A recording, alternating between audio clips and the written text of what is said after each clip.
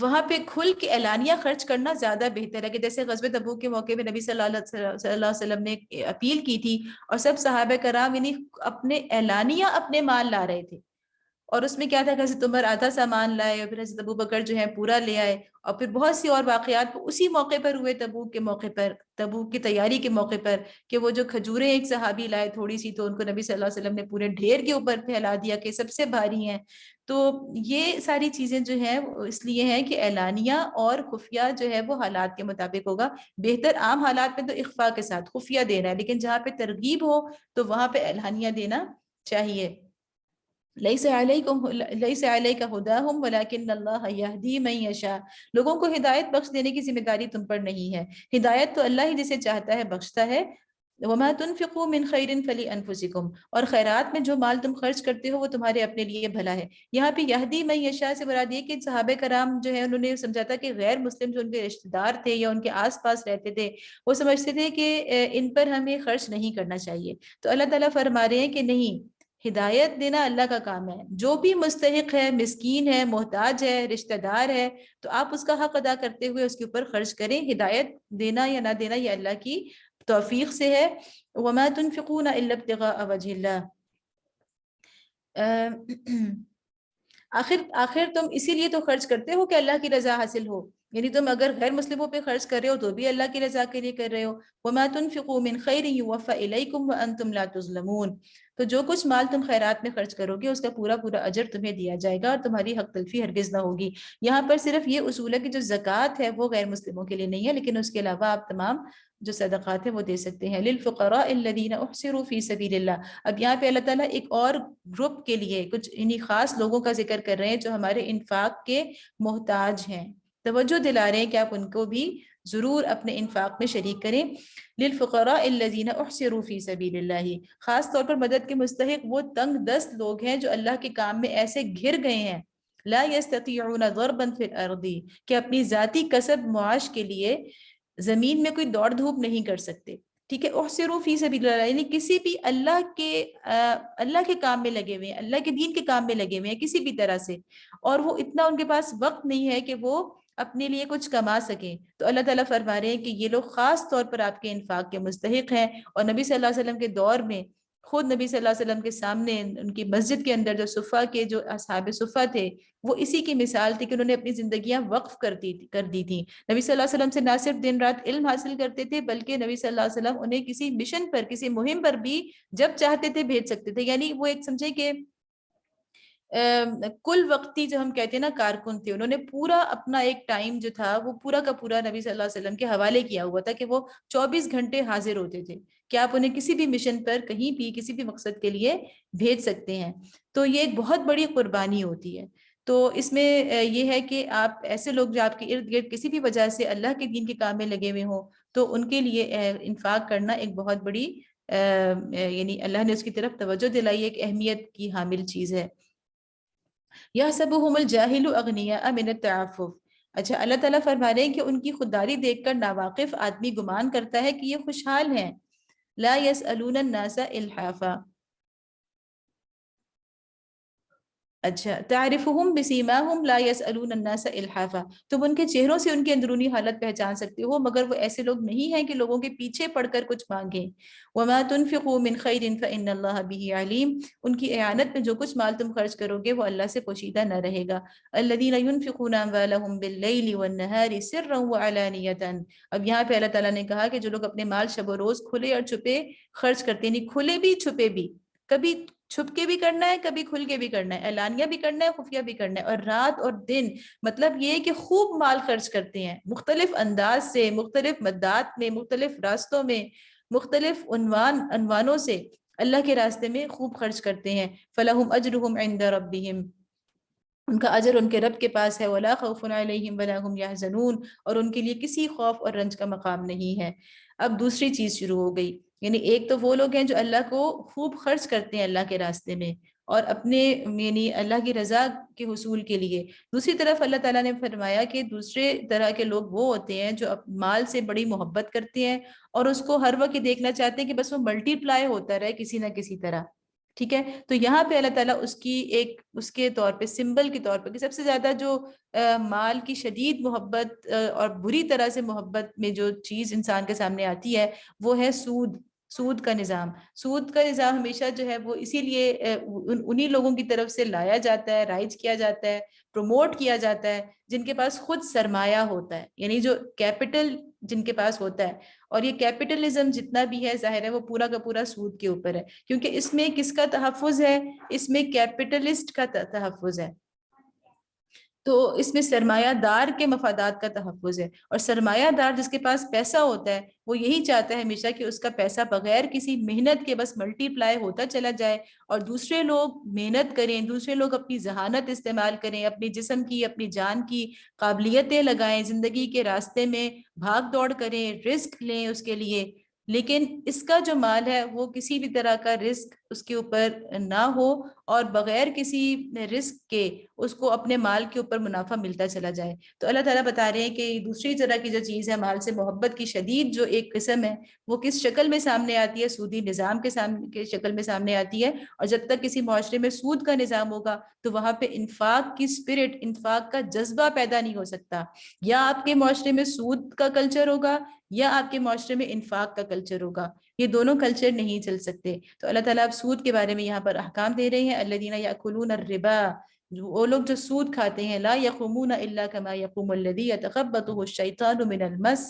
سب سے پہلے تو اللہ تعالیٰ ان کی جو حالت ہے, کیفیت ہے, اس کو ایک بیان کر رہے ہیں ایک مثال کی شکل میں, کہ اس انسان کو نفرت ہو جائے سب سے پہلے سوچ کر کہ اچھا کیا سود کھانے والا ایسا ہوتا ہے تو میں کبھی, اللہ مجھے ایسا نہ کرے. ان کا حال اس شخص کا سا ہوتا ہے جسے شیطان چھو کر باولا کر دیا ہو, اور اس حالت میں ان کے مبتلا ہونے کی وجہ یہ ہے, یعنی کیا ہوتا ہے کہ وہ بالکل پیسے کے پیچھے پاگل ہو جاتے ہیں, کہ انہیں بس ہر صورت اپنے پروفٹ, اپنے مال کے, اپنے کیپٹل کے اوپر انہیں پروفٹ چاہیے ہی چاہیے, چاہے ان کا ملک تباہ ہو, ان کی قوم تباہ ہو, ان کی قوم کے جو غریب لوگ ہیں وہ مزید غربت کے گڑھے میں گرتے چلے جائیں, لیکن انہیں اس سے کوئی غرض نہیں ہوتی. تو اس کا مطلب ہے کہ جیسے کسی نے بالکل شیطان نے چھو کر کسی کو پاگل کر دیا ہو, مجنون کر دیا ہو, تو اس طرح ان لوگوں کی نفسیات ہوتی ہے.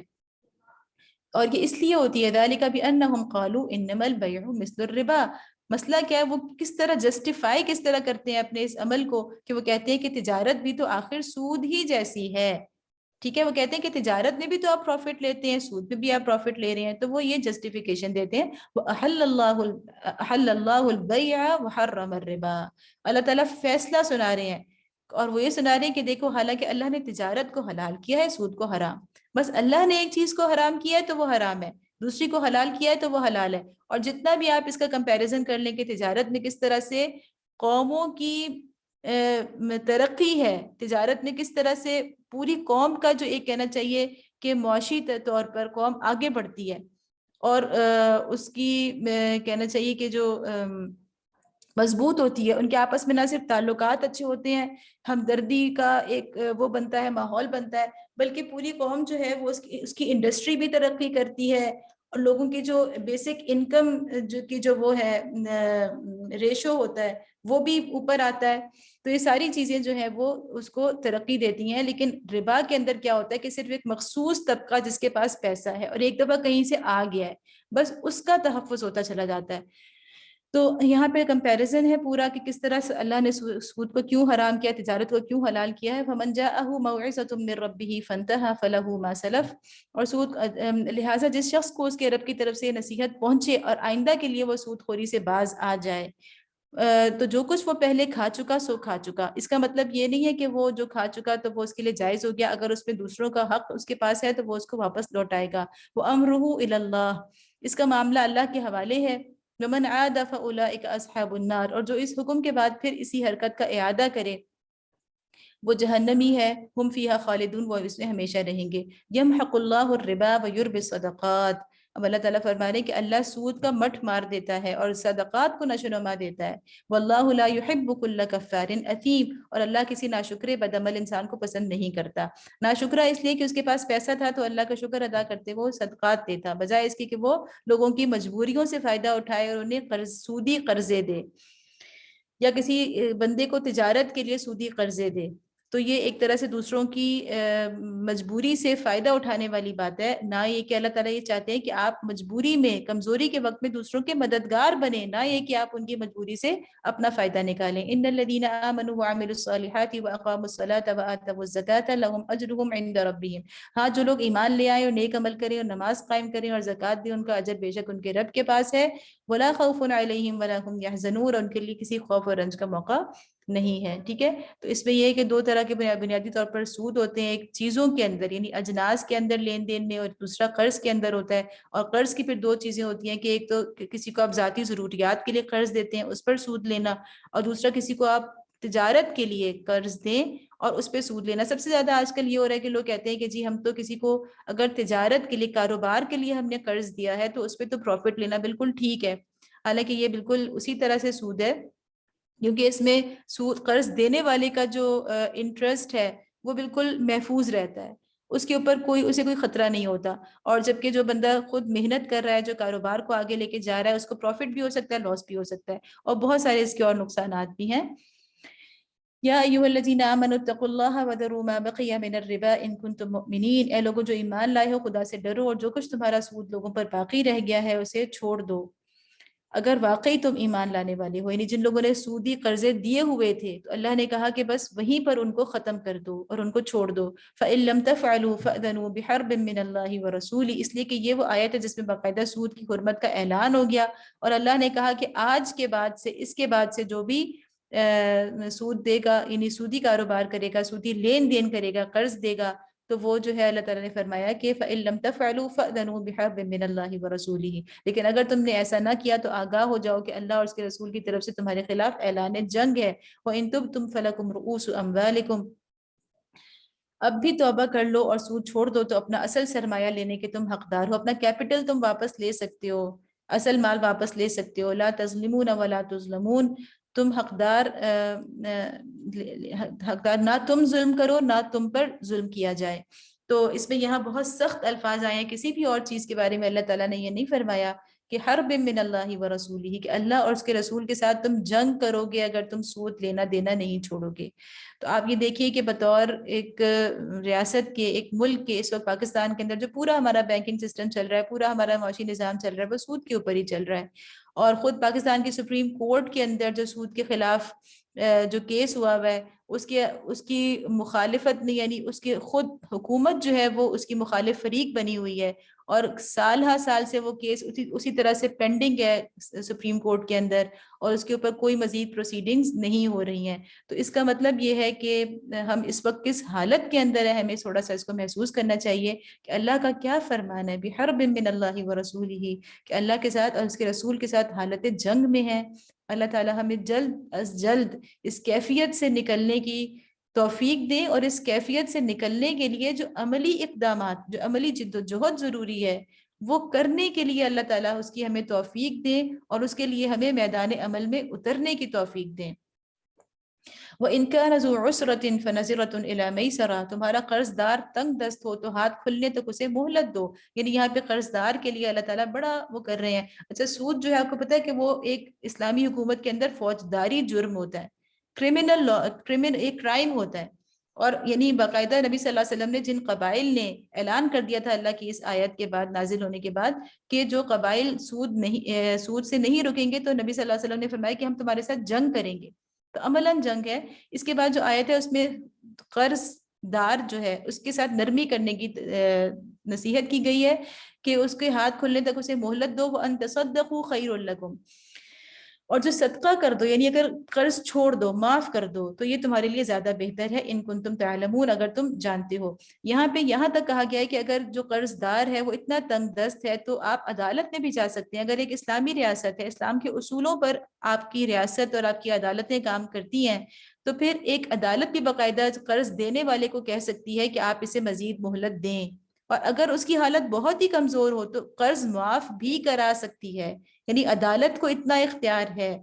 تو یہ سب چیزیں جو ہیں وہ صرف تعلیمات کی حد تک نہیں ہے، نصیحتوں کی حد تک نہیں ہے، بلکہ انہیں باقاعدہ معاشرے میں بزور قوت نافذ کرنا، اور جو یعنی گورنمنٹ کے لیول سے ان ساری چیزوں کو نافذ کرنا جو ہے وہ ان آیات کا مقصود ہے. فقہا نے اس کے اوپر بہت اس کی تفصیلات بتائی ہیں کہ کس طرح سے عدالتوں کے ذریعے آپ باقاعدہ قرض دار کی مدد کر سکتے ہیں اور اس کو سہولت دے سکتے ہیں. وَاتَّقُوا يَوْمًا تُرْجَعُونَ فِيهِ إِلَى اللَّهِ ثُمَّ تُوَفَّى كُلُّ نَفْسٍ مَا كَسَبَتْ وَهُمْ لَا يُظْلَمُونَ. اس دن کی رسوائی و مصیبت سے بچو جبکہ تم اللہ کی طرف واپس ہوگے. اب یہ جو الفاظ ہیں نا یہ بہت دکھ پہنچانے والے اور امت کو صحابہ کرام کو رنجیدہ کرنے والے بھی تھے، کیونکہ یہ آیت یعنی اس میں کہا جاتا ہے کہ یہ آخری آیت ہے جو نازل ہوئی نبی صلی اللہ علیہ وسلم کے اوپر. اور اس میں بظاہر تو سود کے حوالے سے کہا جا رہا ہے کہ تم ڈرو اللہ سے، لیکن ایک اشارہ ہے کہ نبی صلی اللہ علیہ وسلم کو بھی کہ اب تم اللہ کی طرف واپس لوٹنے ہی والے ہو. اس دن کی یعنی ترجعون فیہ الی اللہ. اور اس میں یعنی کافی قوی روایات سے یہ پتہ چلتا ہے کہ یہ نزول کے اعتبار سے آخری آیت ہے. اور اس سے پتہ چلتا ہے کہ سود کو اللہ تعالیٰ نے بالکل آخری زمانے میں جا کے اس کی حرمت کا اعلان فرمایا ہے. جبکہ وہاں ہر شخص کو اس کی کمائی ہوئی نیکی یا بدی کا پورا پورا بدلہ مل جائے گا، کسی پر ظلم ہرگز نہ ہوگا. اب یہ آیت جو آ رہی ہے آیت الدین کہلاتی ہے. دین کا مطلب ہے دین کہتے ہیں قرض کو. تو یہاں پہ اللہ تعالیٰ فرما رہے ہیں کہ اے لوگو یا ایھا الذین آمنو اذا تداینتم بدین الی اجل مسمى فاکتبوا. قرض کے 3 اصول بیان ہو رہے ہیں دین کے، اور یہ قرآن کی سب سے طویل ترین آیت ہے. اے لوگو جو ایمان لائے ہو، جب کسی مقرر مدت کے لیے تم آپس میں قرض کا لین دین کرو، فاکتبوہ تو اسے لکھ لیا کرو. ولیکتب بینکم کاتب بالعدل ولا یأب کاتب ان یکتب کما علمہ اللہ فلیکتب ولیملل للذی علیہ الحق ولیتق اللہ ربہ ولا یبخس منہ شیئا. فریقین کے درمیان انصاف کے ساتھ ایک شخص دستاویز تحریر کرے جسے اللہ نے لکھنے پڑھنے کی قابلیت بخشی ہو. اسے لکھنے سے انکار نہ کرنا چاہیے. وہ لکھے اور املا وہ شخص کرائے جس پر حق آتا ہے، یعنی قرض لینے والا جو ہے وہ املا کرائے. اور اسے اللہ اپنے رب سے ڈرنا چاہیے کہ جو معاملہ طے ہوا ہو اس میں کوئی کمی بیشی نہ کرے. فَإِنْ كَانَ الَّذِي عَلَيْهِ الْحَقُّ سَفِيهًا أَوْ ضَعِيفًا أَوْ لَا يَسْتَطِيعُ أَنْ يُمِلَّ هُوَ فَلْيُمْلِلْ وَلِيُّهُ بِالْعَدْلِ. اچھا، لیکن اگر قرض لینے والا خود نادان یا ضعیف ہو، املا نہ کرا سکتا ہو، تو اس کا ولی انصاف کے ساتھ املا کرائے، پھر اپنے مردوں سے. وَاسْتَشْهِدُوا شَهِيدَيْنِ مِنْ رِجَالِكُمْ فَإِنْ لَمْ يَكُونَا رَجُلَيْنِ فَرَجُلٌ وَامْرَأَتَانِ مِمَّنْ تَرْضَوْنَ مِنَ الشُّهَدَاءِ أَنْ تَضِلَّ إِحْدَاهُمَا فَتُذَكِّرَ إِحْدَاهُمَا الْأُخْرَى. پھر اپنے مردوں سے 2 آدمیوں کی اس پر گواہی کرا لو، اور اگر 2 مرد نہ ہوں تو 1 مرد اور 2 عورتیں ہوں، تاکہ ایک بھول جائے تو دوسری اسے یاد دلا دے. ان تظل اچھا ولا یأبى الشهداء اذا ما دعوا.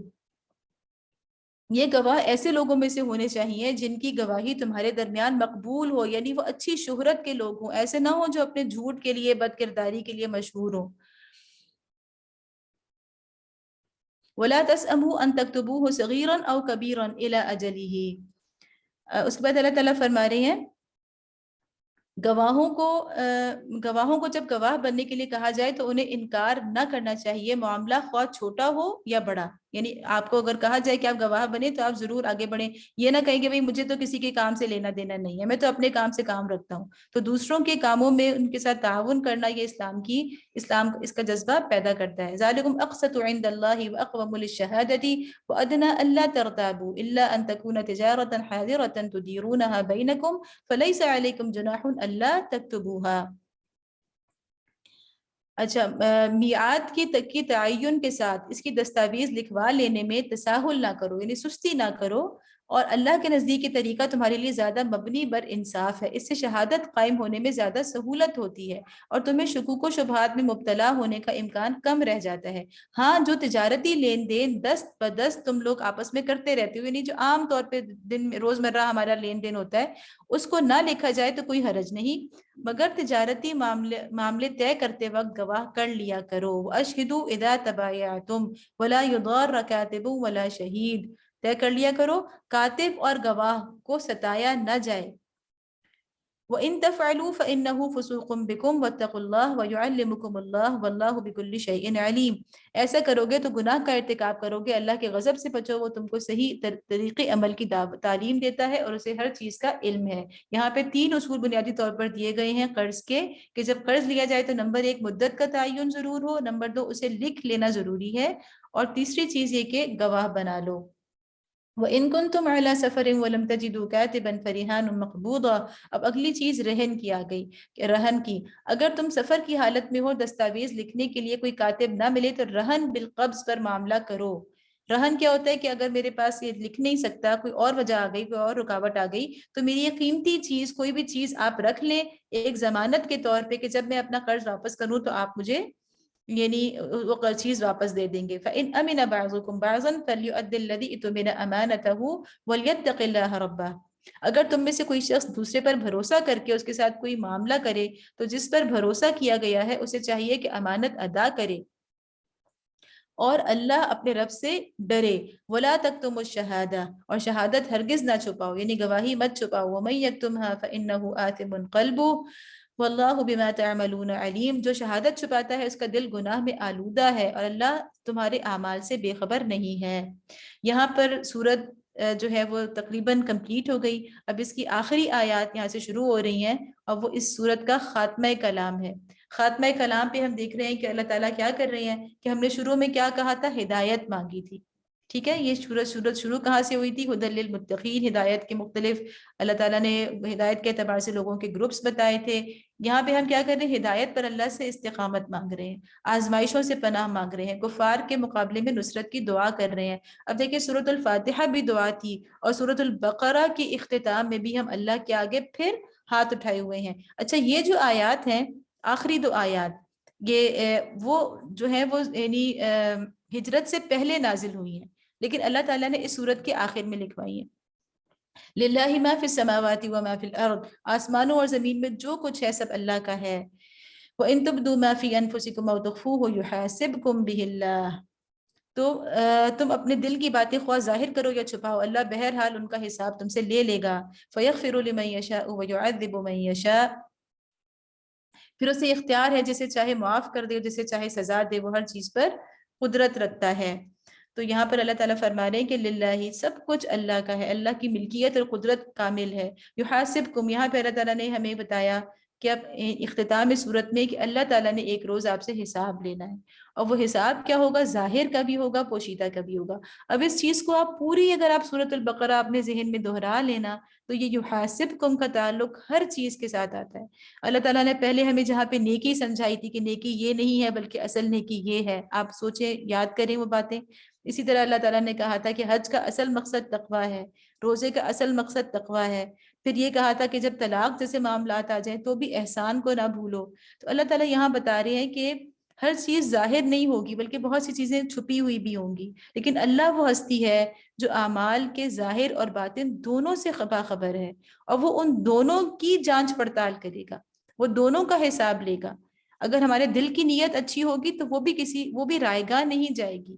اگر دل میں کسی کے لیے ہم نے اچھی نیت سے کسی کے ساتھ کوئی چھوٹی سی بھلائی بھی کی ہوگی تو وہ رائے گاہ نہیں جائے گی۔ اچھا، یہ آیت جب نازل ہوئی تھی تو صحابہ کرام بہت زیادہ ڈر گئے تھے، خوف زدہ ہو گئے تھے، اور انہوں نے کہا کہ اللہ تعالیٰ نے یہ کیسی آیت نازل فرمائی ہے کہ اللہ نے کہا کہ جو چیز اگر تم چھپاتے ہو اور ظاہر کرتے ہو سب کا حساب ہوگا۔ تو انسان کے دل میں تو پتہ نہیں کیا کیا چیزیں آتی ہیں، اور ہم تو یعنی کیسے اپنے دل کی باتوں کا حساب دے پائیں گے، تو بہت زیادہ خوف زدہ ہو گئے تھے۔ اور پھر نبی صلی اللہ علیہ وسلم سے انہوں نے سوال کیا کہ اس کے تو یہ تو ہمارے بس سے باہر ہے۔ تو نبی صلی اللہ علیہ وسلم کی پھر حدیث ہے، نبی صلی اللہ علیہ وسلم نے فرمایا کہ ان اللہ تجاوز لی عن امتی ما وسوست به صدورها ما لم تعمل او تتکلم۔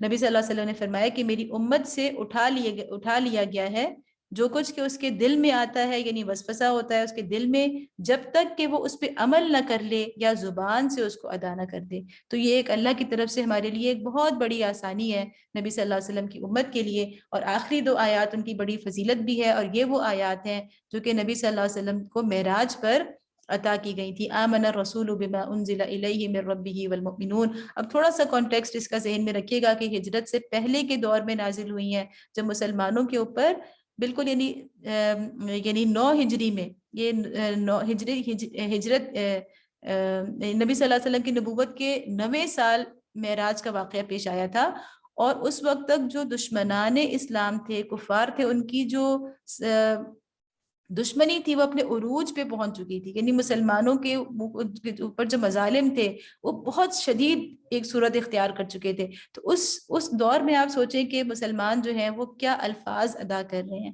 وہ اپنے ایمان کا اظہار کس طرح کر رہے ہیں اپنے رب کے سامنے، اور ان کا ایمان کس طرح آخر میں دعا کی شکل اختیار کر لیتا ہے۔ آمن الرسول، سب سے پہلے تو اپنے ایمان کا اقرار کرتے ہیں اللہ کے آگے، آمن الرسول بما انزل الیہ من ربہ والمؤمنون، یعنی رسول اس ہدایت پر ایمان لایا ہے جو اس کے رب کی طرف سے اس پر نازل ہوئی ہے، اور جو لوگ اس کے رسول کے ماننے والے ہیں انہوں نے بھی اس ہدایت کو دل سے تسلیم کر لیا ہے۔ یعنی یہاں پہ نبی صلی اللہ علیہ وسلم اور مومنین دونوں کے اس کو ایک ہی ساتھ مومنین کی تکریم کے لیے اللہ نے فرمایا کہ جیسے رسول ایمان لائے ہیں ویسے ہی مومنین ایمان لائے ہیں۔ کل آمن باللہ، وہ سب اللہ کس چیز پر، وہ سب کس چیز پر ایمان لائے ہیں؟ آمنا باللہ و ملائکتہ و کتبہ و رسلہ، یہ سب اللہ اور اس کے فرشتوں اور اس کی کتابوں اور اس کے رسولوں کو مانتے ہیں۔ لا نفرق بین احد من رسلہ، اور ان کا قول یہ ہے کہ ہم اللہ کے رسولوں کو ایک دوسرے سے الگ نہیں کرتے۔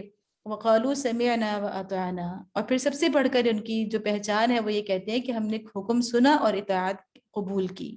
ٹھیک ہے، تو یہاں پہ یہ بات ہے کہ دعا سے پہلے غفرانک ربنا والیک المصیر، اے اللہ، اے مالک، ہم تجھ سے خطا بخشی کے طالب ہیں اور ہم تیری ہی طرف پلٹنا ہے۔ تو اپنی مغفرت طلب کرنے سے پہلے وہ کیا کرتے ہیں؟ سب سے پہلے اپنے ایمان کا اظہار کرتے ہیں۔ اس کے بعد وہ کیا کرتے ہیں کہ سمعنا و اطعنا، وہ کہتے ہیں کہ اے اللہ ہم سمعنا و عصینا والی امت نہیں ہیں۔ پیچھے گزرا تھا نا کہ بنی اسرائیل نے کیا کہا؟ سمعنا و عصینا، ہاں ہم نے سنا لیکن ہم نافرمانی کریں گے، اور ہم نے نافرمانی کی۔ تو یہ کہتے ہیں کہ اے اللہ ہم سمعنا و اطعنا والی امت ہیں، اللہ تعالیٰ ہمیں انہی لوگوں کے ساتھ، انہی صفات کے ساتھ شامل فرمائے۔ اس کے بعد وہ کیا کرتے ہیں کہ اپنی خطاؤں کی پہ بخشش کے طلبگار ہو جاتے ہیں۔ یعنی اتنی آزمائشیں، اللہ کے راستے میں اتنی تکلیفیں اٹھانے کے باوجود وہ کیا کر رہے ہیں کہ اپنی خطاؤں پہ پشیمان ہیں اور اللہ سے مغفرت کی دعا کر رہے ہیں۔ اس کے بعد اللہ تعالیٰ فرما رہے ہیں کہ لا یکلف اللہ نفسا الا وسعها، یعنی اس وقت مسلمان جس تکلیف سے گزر رہے ہیں، جس شدید دور سے گزر رہے ہیں، تو اللہ تعالیٰ اس دور میں انہیں فرما رہے ہیں کہ اللہ کسی متنفس پر اس کی مقدرت سے بڑھ کر ذمہ داری کا بوجھ نہیں ڈالتا۔ لہا ما کسبت وعلیہا مکتسبت، ہر شخص نے جو نیکی کمائی ہے اس کا پھل اسی کے لیے ہے، اور جو بدی سمیٹی ہے اس کا وبال اسی پر ہے۔ اب آگے وہ دعا ہے جو اللہ تعالیٰ خود اہل ایمان کو سکھا رہے ہیں، یعنی دعا اللہ تعالیٰ نے خود ان آیت میں نازل فرمائی، تو ایک طرح سے اللہ تعالیٰ بتا رہے ہیں کہ آپ مجھ سے ان الفاظ میں مانگیں۔ تو جب جس سے مانگا جا رہا ہے وہ خود الفاظ سکھا دے کہ مجھ سے یہ مانگو اور یوں مانگو، تو اس دعا کی کچھ اور ہی شان ہے۔ ربنا لا تؤاخذنا ان نسینا او اخطأنا، اللہ تعالیٰ کہتے ہیں کہ ایمان لانے والوں تم یوں دعا کیا کرو کہ اے ہمارے رب ہم سے جو بھول چوک میں جو قصور ہو جائیں ان پر گرفت نہ کر۔ ربنا ولا تحمل علینا اسرا کما حملته علی الذین من قبلنا، مالک ہم پر وہ بوجھ نہ ڈال جو تو نے ہم سے پہلے لوگوں پر ڈالے تھے۔ ربنا ولا تحملنا ما لا طاقت لنا به، پروردگار جس بار کو اٹھانے کی طاقت ہم میں نہیں ہے وہ ہم پر نہ رکھ۔ واعف عنا واغفر لنا وارحمنا انت مولانا فانصرنا علی القوم الکافرین، ہمارے ساتھ نرمی کر، ہم سے درگزر فرما، ہم پر رحم کر، تو ہمارا مولا ہے، کافروں کے مقابلے میں ہماری مدد کر۔ اب تھوڑا سا سوچئے گا کہ آدم علیہ السلام کی دعا میں اور اس دعا میں کیا مماثلت ہے، کیا چیز کامن ہے دونوں میں؟ آدم علیہ السلام کو بھی اللہ نے سکھائی تھی دعا، اور وہ اس وقت سکھائی تھی جب وہ اللہ کے پاس جنت میں تھے، اور نبی کریم صلی اللہ علیہ وسلم کو بھی یہ دعا اللہ تعالیٰ اس وقت دے رہے ہیں، عطا کر رہے ہیں جب نبی صلی اللہ علیہ وسلم معراج پر تشریف لے گئے ہیں۔ تو اللہ تعالیٰ کی طرف سے یہ نصیحت، دوسری بات جس میں یہ ہے کہ اللہ تعالیٰ کی طرف سے یہ نصیحت ہے کہ آپ کے جذبات بہت، جب آپ غم یعنی اس سے تکلیف سے گزر رہے ہوں، آزمائشوں سے گزر رہے ہوں، غموں اور پریشانیوں اور دکھوں سے گزر رہے ہوں، تو آپ کو جذبات کے اظہار کا سب سے بہترین انداز کیا ہے کہ اپنے جذبات کو دعا کی شکل میں ڈھال دیں۔ ٹھیک ہے، بجائے اس کے کہ آپ روئیں دھوئیں، بجائے اس کے کہ اپنے جذبات کو کسی اور طرح ٹھنڈا کرنے کی کوشش کریں، آپ کے لیے جذبات کے اظہار کا بہترین راستہ یہ ہے کہ آپ اللہ کے سامنے دعا کی شکل میں اپنے جذبات کا اظہار کر دیں. اللہ تعالیٰ ہمیں توفیق دے. اچھا یہاں پر میں نے تھوڑا سا سورۃ البقرہ کے بارے میں نے سوچا کہ ہم نے ایک اتنی عظیم الشان سورت پڑھ لی اللہ کی توفیق سے، تو ہم تھوڑا سا یہ کریں کہ ہم یہ دیکھیں، جیسے ہم نے کہا تھا کہ سورۃ الفاتحہ کرتی کیا ہے. ٹھیک ہے، تو ہم دیکھیں کہ سورۃ البقرہ کرتی کیا ہے. اس سے مقصد میرا یہ ہے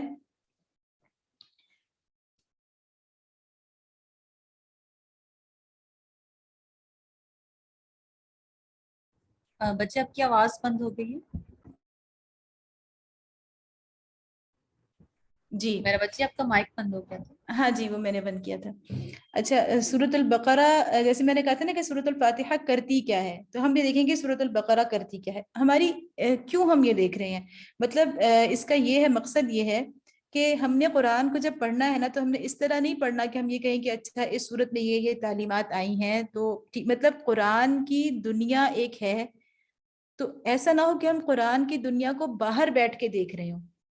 ٹھیک ہے، بلکہ ہم نے قرآن کی دنیا کے اندر آ کے اس کو دیکھنا ہے، اور جو صورت جو کچھ کر رہی ہے، ہمیں جو بنا رہی ہے، ہم نے وہ بن جانا ہے. تو جب تک ہم قرآن کو یوں پڑھتے رہیں گے کہ ہاں یہ اس زمانے میں اس وقت یہ نازل ہو رہی تھی، اور ہم تصور میں لا رہے ہیں تاریخ کا ایک خاص دور اور ایک خاص زمانہ کہ ہاں وہاں یہ کچھ ہو رہا تھا، تو اس وقت تک وہ صورت مجھے اپنے آپ سے متعلق نہیں لگے گی. ہم نے یہ کرنا ہے کہ ہم نے قرآن کی دنیا کے اندر داخل ہو جانا ہے. ٹھیک ہے، اور خود اس دنیا کا ایک حصہ بن کے، جس طرح صحابہ کرام کو اس صورت نے جو کچھ بنا دیا تھا، تو میں بھی جب اس دنیا کے اندر آ جاؤں گی تو آج یہ صورت مجھے بھی وہی کچھ بنائے گی. تو ہم یہ دیکھیں، دوسرا ایک مقصد یہ بھی ہے کہ بعض دفعہ یہ ہوتا ہے نا کہ قرآن یعنی اتنا بڑا کلام ہے کہ اللہ کا کلام ہے، اور اس کو سمجھنا ظاہر ہے ہم جیسے انسانوں کے لیے ایک بہت ہی کہنا چاہیے کہ ہم جتنا بھی اس کو سمجھتے چلے جائیں، ہمیں باتیں مستقل نئی سے نئی سمجھ میں آتی ہیں. تو اس میں اصل میں بات یہ ہے کہ ہم بعض دفعہ یہ ہوتا ہے کہ جیسے فرض کریں ہم پوچھیں سورۃ البقرہ میں کیا ہے، تو آپ کہیں گے کہ سورۃ البقرہ میں معاشرتی خاندانی احکام بھی آئے ہیں، اس میں عبادات کی باتیں بھی آئی ہیں، اس میں نیکی کے تصور کی بات بھی آئی ہے، اس میں بنی اسرائیل کی بات بھی آئی ہے، بہت ساری چیزیں ہیں. لیکن ایک چیز یہ ہوتی ہے کہ جب تک آپ کسی چیز کی کمپلیٹ پکچر نہیں دیکھ سکتے تو آپ اس کو سمجھ نہیں سکتے. یعنی مثلا یہ کہ آپ نے ایک تصویر کے مختلف ٹکڑے کر دیے ہیں نا، اور ان ٹکڑوں کو آپ نے الگ الگ رکھ دیا ہے، تو آپ کو تصویر مکمل کب نظر آئے گی، جب آپ ان سارے ٹکڑوں کو جوڑ کر دیکھنے کی کوشش کریں گے. تو سورۃ البقرہ کو جوڑ کر دیکھنے کی جو کوشش کرنا ہے نا، یہ سورت کے مجموعی فہم کے لیے بہت ضروری ہے. تو ہم دیکھتے ہیں کہ سورت نے دراصل کیا کیا ہے. اس سورت نے آ کر ہمیں ایک امت بنا دیا ہے. یہی کیا نا اس سورت نے کہ تحویل قبلہ کے ذریعے، وَكَذَلِكَ جَعَلْنَاكُمْ والی آیت کے ذریعے، تحویل قبلہ کے ذریعے اور ابراہیم علیہ السلام کے مرکزی قبلے سے جوڑ کے اس سورت نے ہمیں ایک امت بنا دیا، اور اس امت کو کیا نام دیا؟ امتاً وسطاً. ٹھیک ہے، اور قبلے سے جوڑ کے اللہ تعالیٰ نے کیا کیا کہ ہمیں اس قبلے سے جوڑنے کے لیے جو حج، ایک طرح سے ہم کہہ سکتے ہیں کہ ہمیں یہ احساس دیا کہ ہم ایک امت ہیں، اور یہ احساس ہمیں ہر سال حج کے موقع پر ہوتا ہے. اور کہاں جمع ہوتے ہیں؟ اسی ابراہیم علیہ السلام کے قبلے پہ، خانہ کعبہ پہ جمع ہوتے ہیں. ٹھیک ہے، تو ہم یوں کہہ سکتے ہیں اپنے سمجھنے کے لیے کہ اس صورت نے ہمیں ایک امہ بنایا. کون سی امہ بنایا؟ امت وسط بنایا. اور ہمیں امت وسط بنانے کے لیے ابراہیم علیہ السلام کے مرکزی قبلے سے جوڑا، جو تمام ریلیجنز جو دنیا کے اندر اہل کتاب ہیں یا مشرکین اس وقت تھے، اس زمانے میں تھے، ان سب کو ایک ساری جو شاخیں ہیں وہ انہی سے نکلتی ہیں. تو اللہ تعالیٰ نے ہمیں ان کے مرکزی قبلے سے جوڑ دیا، اور اس احساس کو زندہ رکھنے کے لیے اللہ تعالیٰ نے ہمیں حج جیسا ایونٹ دیا. تو حج جو ہے ایک طرح سے ہمارا امہ ایونٹ ہے. ٹھیک ہے، اسی طرح دوسری چیز جو اس صورت نے کی ہے وہ کیا ہے کہ رسول اللہ صلی اللہ علیہ وسلم اور قرآن کے ذریعے امت کو مکمل نظام زندگی دی ہے. یعنی پہلے امت بنایا، پھر رسول اللہ صلی اللہ علیہ وسلم اور قرآن کے ذریعے اللہ تعالیٰ نے ہمیں مکمل ایک نظام زندگی دیا. جیسا کہ اس آیت کے اندر آیا ادخلوا فی السلم کافہ، اسلام کا مکمل نظام ہمیں دے دیا. اچھا، اور اس وہ نظام کس شکل میں دیا؟ قرآن کی شکل میں. تو قرآن کیا ہے؟ یعنی رمضان کیا ہے؟ رمضان دراصل قرآن کا مہینہ ہے. تو ہم یہ بھی کہہ سکتے ہیں کہ جو امہ ڈے یا امہ منتھ ہے وہ ہمارا قرآن، وہ ہمارا رمضان کا مہینہ ہے.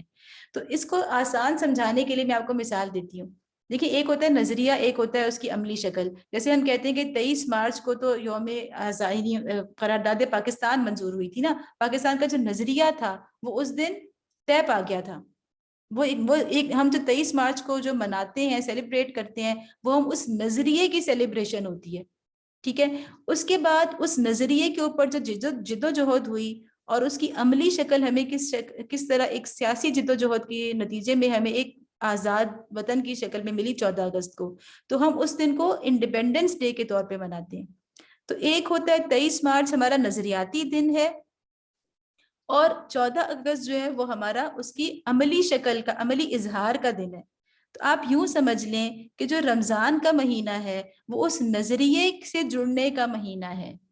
وہ نظریہ جو اللہ تعالیٰ نے اس امت کو جو نظریہ دیا ہے، اور اللہ تعالیٰ نے کہا ہے کہ اس امت نے اس نظریے کو سمجھنا بھی ہے اور اس نظریے کی حفاظت کے لیے جد و جہد بھی کرنی ہے.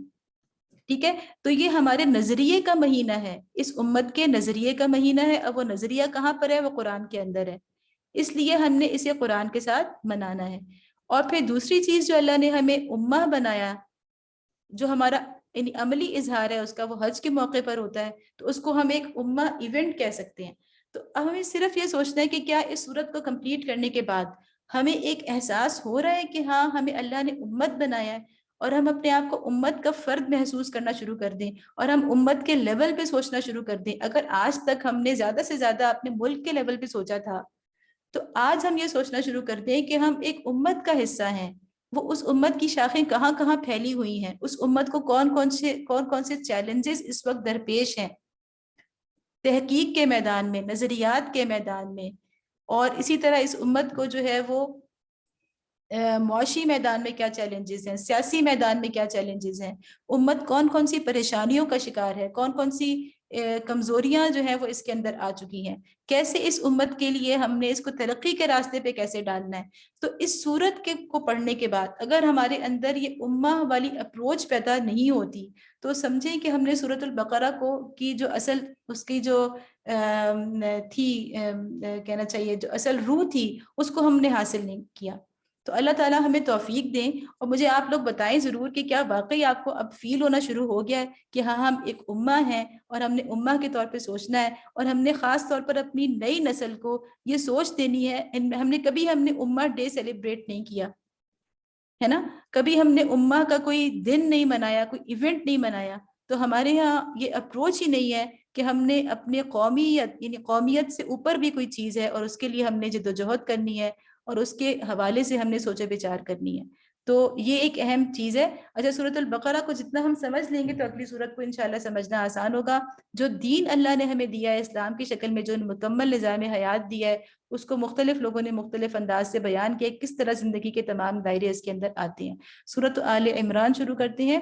اب آپ دیکھیں گے کہ سورۃ البقرہ آپ نے سمجھ لی نا، سورۃ البقرہ کے جو مضامین ہیں انہی کی کنٹینیویشن جو ہے وہ سورۃ آل عمران کے اندر ہو رہی ہے. قرآن کی صورتیں جو ہیں وہ آپس میں جوڑے جوڑے کے طور پر آئی ہیں. تو سورۃ البقرہ اور آل عمران بالکل ایک دوسرے کا جوڑا ہیں. جو مضامین وہاں تھے انہی کا آگے تسلسل ہے، وہی اگلے سٹیپ میں، اگلی سٹیج میں داخل ہو گئی ہیں. ٹھیک ہے. اہل کتاب کی بات تھی تو اب اہل کتاب ہی کی بات آگے چل رہی ہے. اسی طرح مسلمانوں کو اللہ تعالیٰ بتا رہے تھے کہ آپ نے اپنے اس نظام کی پہ عمل کے لیے، اس نظام کے لیے، اس کے قیام کے لیے آپ نے جد و جہد کرنی ہے. تو اب وہ جد و جہد عملی شکل میں سامنے آ چکی ہے. سورۃ آل عمران کے اندر بدر اور احد دونوں کے اوپر تبصرہ ہے کہ پہلے صرف بات تھی، اب وہ چیز میدان عمل میں ہے. اسی طرح اہل کتاب کے ساتھ اللہ تعالیٰ نے ان کو دعوت دی تھی. تو یہاں بھی ہم دیکھیں گے کہ اہل کتاب ہی کو مزید دلائل دیے جا رہے ہیں، لیکن تھوڑا سا فرق یہ آ گیا ہے کہ وہاں پر زیادہ طویل تذکرہ صرف بنی اسرائیل کا تھا، یہودیوں کا تھا. اور سورۃ آل عمران کے اندر اللہ تعالیٰ نے خصوصی تقریر جو ہے وہ عیسائیت کے حوالے سے، عیسائیوں کے جو عقائد ہیں ان کا رد کیا ہے. تو یہاں پر فوکس عیسائیت کو بھی کیا گیا ہے، اگرچہ یہودیوں کو بھی ساتھ ساتھ مخاطب کیا ہے، لیکن ایک خاص موقع پر جب وفد ایک نجران سے ایک وفد آیا تھا عیسائیوں کا نبی صلی اللہ علیہ وسلم کے پاس، تو ان کے سامنے نبی صلی اللہ علیہ وسلم نے جو دعوت پیش کی تھی اسلام کی، تو اس کے اندر عیسائیت کے، کرسچینٹی کے جتنے بھی عقائد تھے ان کا رد جو ہے وہ پیش کیا تھا. اور اسلام کا عیسائیت کے عقائد کے بارے میں جو تصور ہے وہ اللہ تعالیٰ نے پیش کیا تھا قرآن کے اندر، وہ آیات اس وقت نازل ہوئی تھی.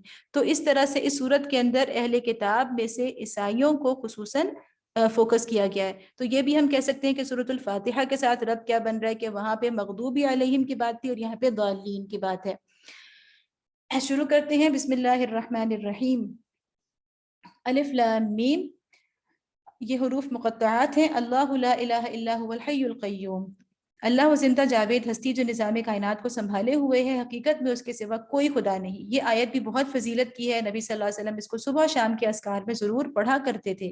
نزل علیک الکتاب بالحق مصدقا لما بین یدیہ وانزل التوراۃ والانجیل. اس نے تم پر یہ کتاب نازل کی ہے جو حق لے کر آئی ہے اور ان کتابوں کی تصدیق کر رہی ہے جو پہلے سے آئی ہوئی تھیں. اس سے پہلے وہ انسانوں کی ہدایت کے لیے تورات اور انجیل نازل کر چکا تھا. تورات اور انجیل دراصل کیا ہے؟ تورات اور انجیل جو ہے وہ اللہ تعالیٰ بار بار کہتے ہیں کہ یہ تصدیق کرنے والی ہے تورات اور انجیل کی. لیکن تورات اور انجیل دراصل وہ نہیں ہے جو اس وقت آپ کو بک سٹورز کے اندر بائبل کے نام سے کتاب ملتی ہے، بلکہ دراصل جو موسیٰ علیہ السلام کے اوپر جسے ہم کہتے ہیں اولڈ ٹیسٹیمنٹ، اور انجیل کو یعنی وہ جو کہا جاتا ہے کہ جو عیسیٰ علیہ السلام کی تعلیمات جو ہیں وہ نیو ٹیسٹیمنٹ کے اندر، لیکن اصل میں یہ دونوں جو ہیں وہ تاریخ کی کتابیں ہیں. یعنی مختلف لوگوں نے ایک طرح سے موسیٰ علیہ السلام کے اوپر جو اللہ تعالیٰ نے کتاب نازل کی تھی اس کے اصل الفاظ کو اگرچہ لکھوایا تھا، محفوظ بھی کیا گیا تھا، لیکن بعد میں ان کی تباہی کے ساتھ جب ان کی قوم تباہ ہوئی تو ساتھ ہی وہ اصل نسخے تورات کے تباہ ہو گئے تھے، ختم ہو گئے تھے. اور بعد میں لوگوں نے اس کو ایک تاریخ کی کتاب کے طور پر لکھا، یعنی کہ جیسے کہتے ہیں نا کہ تاریخ بیان کرتے ہیں، تو اس کے اندر بہت سی باتیں، اس کے اندر بنی اسرائیل کی تاریخ مرتب کی گئی اور درمیان میں یہ بھی بتایا تاریخ کے واقعے کے طور پہ کہ موسیٰ نے یہ کہا اور اس کے رب نے یہ کہا. تو وہ اس کے اندر ملی جلی ہوئی چیزیں، یعنی اصل تورات جو ہے وہ اس کتاب کے اندر اولڈ ٹیسٹیمنٹ کے اندر جو ہے وہ اس کے اجزاء بکھرے ہوئے ہیں، وہ پورا کا پورا تورات نہیں ہے. اسی طرح انجیل جو ہے وہ بھی دراصل کیا ہے کہ عیسیٰ علیہ السلام کے اوپر جو تعلیمات نازل ہوئی تھی وہ اصل میں اس کے بارے میں تو یہ بھی پتہ نہیں ہے کہ ان کو کہیں لکھا بھی گیا تھا، محفوظ بھی کیا گیا تھا نہیں. اور بعد کے دور میں ان کے جو ماننے والے تھے، ان پر ایمان لانے والے تھے، انہوں نے سیرت نگاری جیسے کرتے ہیں، آپ کسی کی سیرت لکھتے ہیں تو انہوں نے عیسیٰ علیہ السلام کی سیرت لکھی ہے اپنے الفاظ میں، تو اس میں کچھ باتیں وہ بھی آ گئی ہیں لیکن الفاظ ان لوگوں کے اپنے ہیں. تو اصل میں اللہ تعالیٰ جب بار بار کہتے ہیں کہ مصدق لما، تو مطلب یہ ہوتا ہے قرآن پوری کی پوری بائبل کی تصدیق نہیں کر رہا، بلکہ ان اجزاء کی تصدیق کر رہا ہے جو بائبل کے اندر کہیں کہیں بکھرے ہوئے موجود ہیں. من قبل ھدی للناس وانزل الفرقان، اور اس نے وہ کسوٹی اتاری. اب یہاں پہ اللہ تعالیٰ تورات اور انجیل کو کہہ رہے کہ من قبل، وہ اس سے پہلے ہدایت انسانوں کی ہدایت کے لیے تھیں. وانزل الفرقان، اور اب اللہ نے فرقان نازل کر دی ہے. یعنی اب وہ کتابیں انسانوں کی ہدایت کے لیے نہیں ہیں بلکہ اب اللہ نے فرقان نازل کر دی ہے. یعنی قرآن کو یہاں پہ فرقان کہا گیا ہے، اور اب وہی حصہ بائبل کا ٹھیک ہوگا، وہی مانا جائے گا کہ یہ اللہ کی طرف سے ہے، جو کہ جس کی تصدیق قرآن سے ہوگی. کیونکہ اب فرق کرنے والی کتاب جو ہے وہ اللہ کی فرقان القرآن ہے. ان الذین کفروا بآیات اللہ لهم عذاب شدید واللہ عزیز ذو انتقام.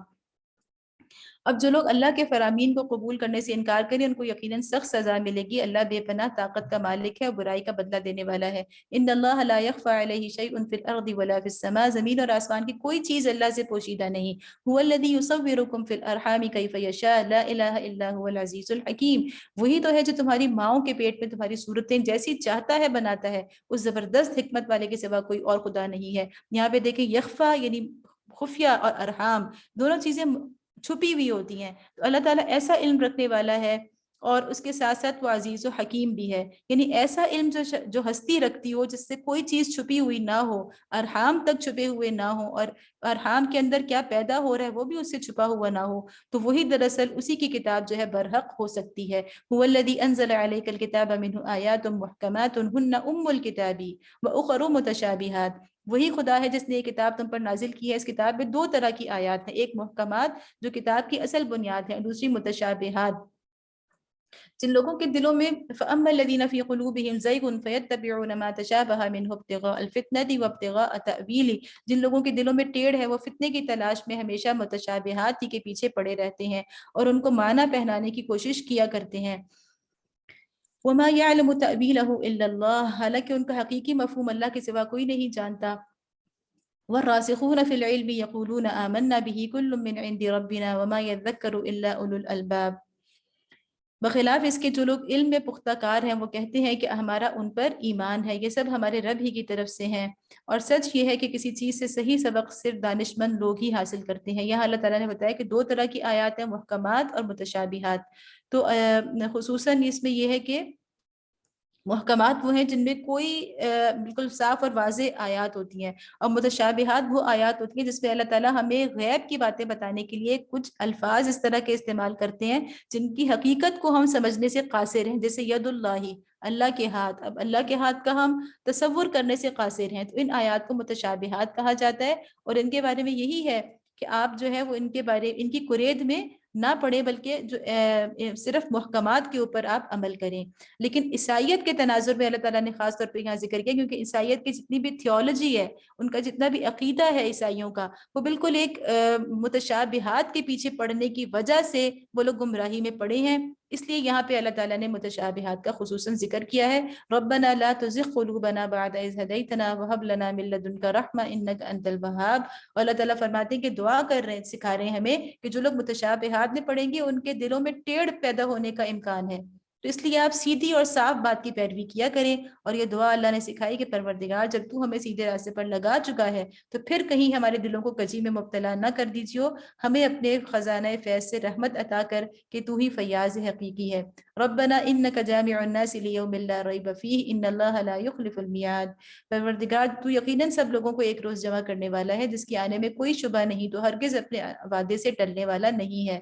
ان الذین کفروا لن تغنی عنہم اموالہم ولا اولادہم من اللہ شیئا واولئک هم وقود النار۔ جن لوگوں نے کفر کا رویہ اختیار کیا ہے انہیں اللہ کے مقابلے میں نہ ان کا مال کچھ کام دے گا نہ اولاد، وہ دوزخ کا ایندھن بن کر رہیں گے۔ کدأب آل فرعون۔ اب یہاں پہ دیکھیں عیسائیوں اور یہودیوں دونوں کی بات ساتھ ساتھ چل رہی ہے۔ یہ جو پہلا حصہ ہے سورۃ آل عمران کا، یہ دراصل بدر کے فوراً یعنی اس کے بعد نازل ہوئی ہیں یہ آیات۔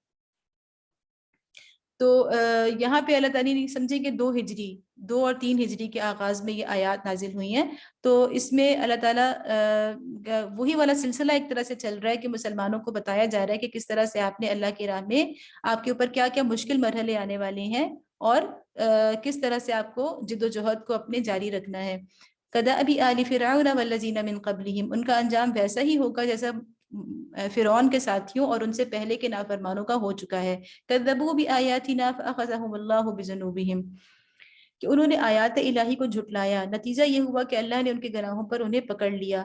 واللہ شدید العقاب، اور حق یہ ہے کہ اللہ سخت سزا دینے والا ہے۔ قل للذین کفروا ستغلبون وتحشرون الی جہنم وبئس المہاد۔ بس اے محمد صلی اللہ علیہ وسلم، جن لوگوں نے تمہاری دعوت کو قبول کرنے سے انکار کر دیا ہے ان سے کہہ دو کہ قریب ہے وہ وقت جب تم مغلوب ہو جاؤ گے اور جہنم کی طرف ہانکے جاؤ گے، اور جہنم بڑا ہی برا ٹھکانہ ہے۔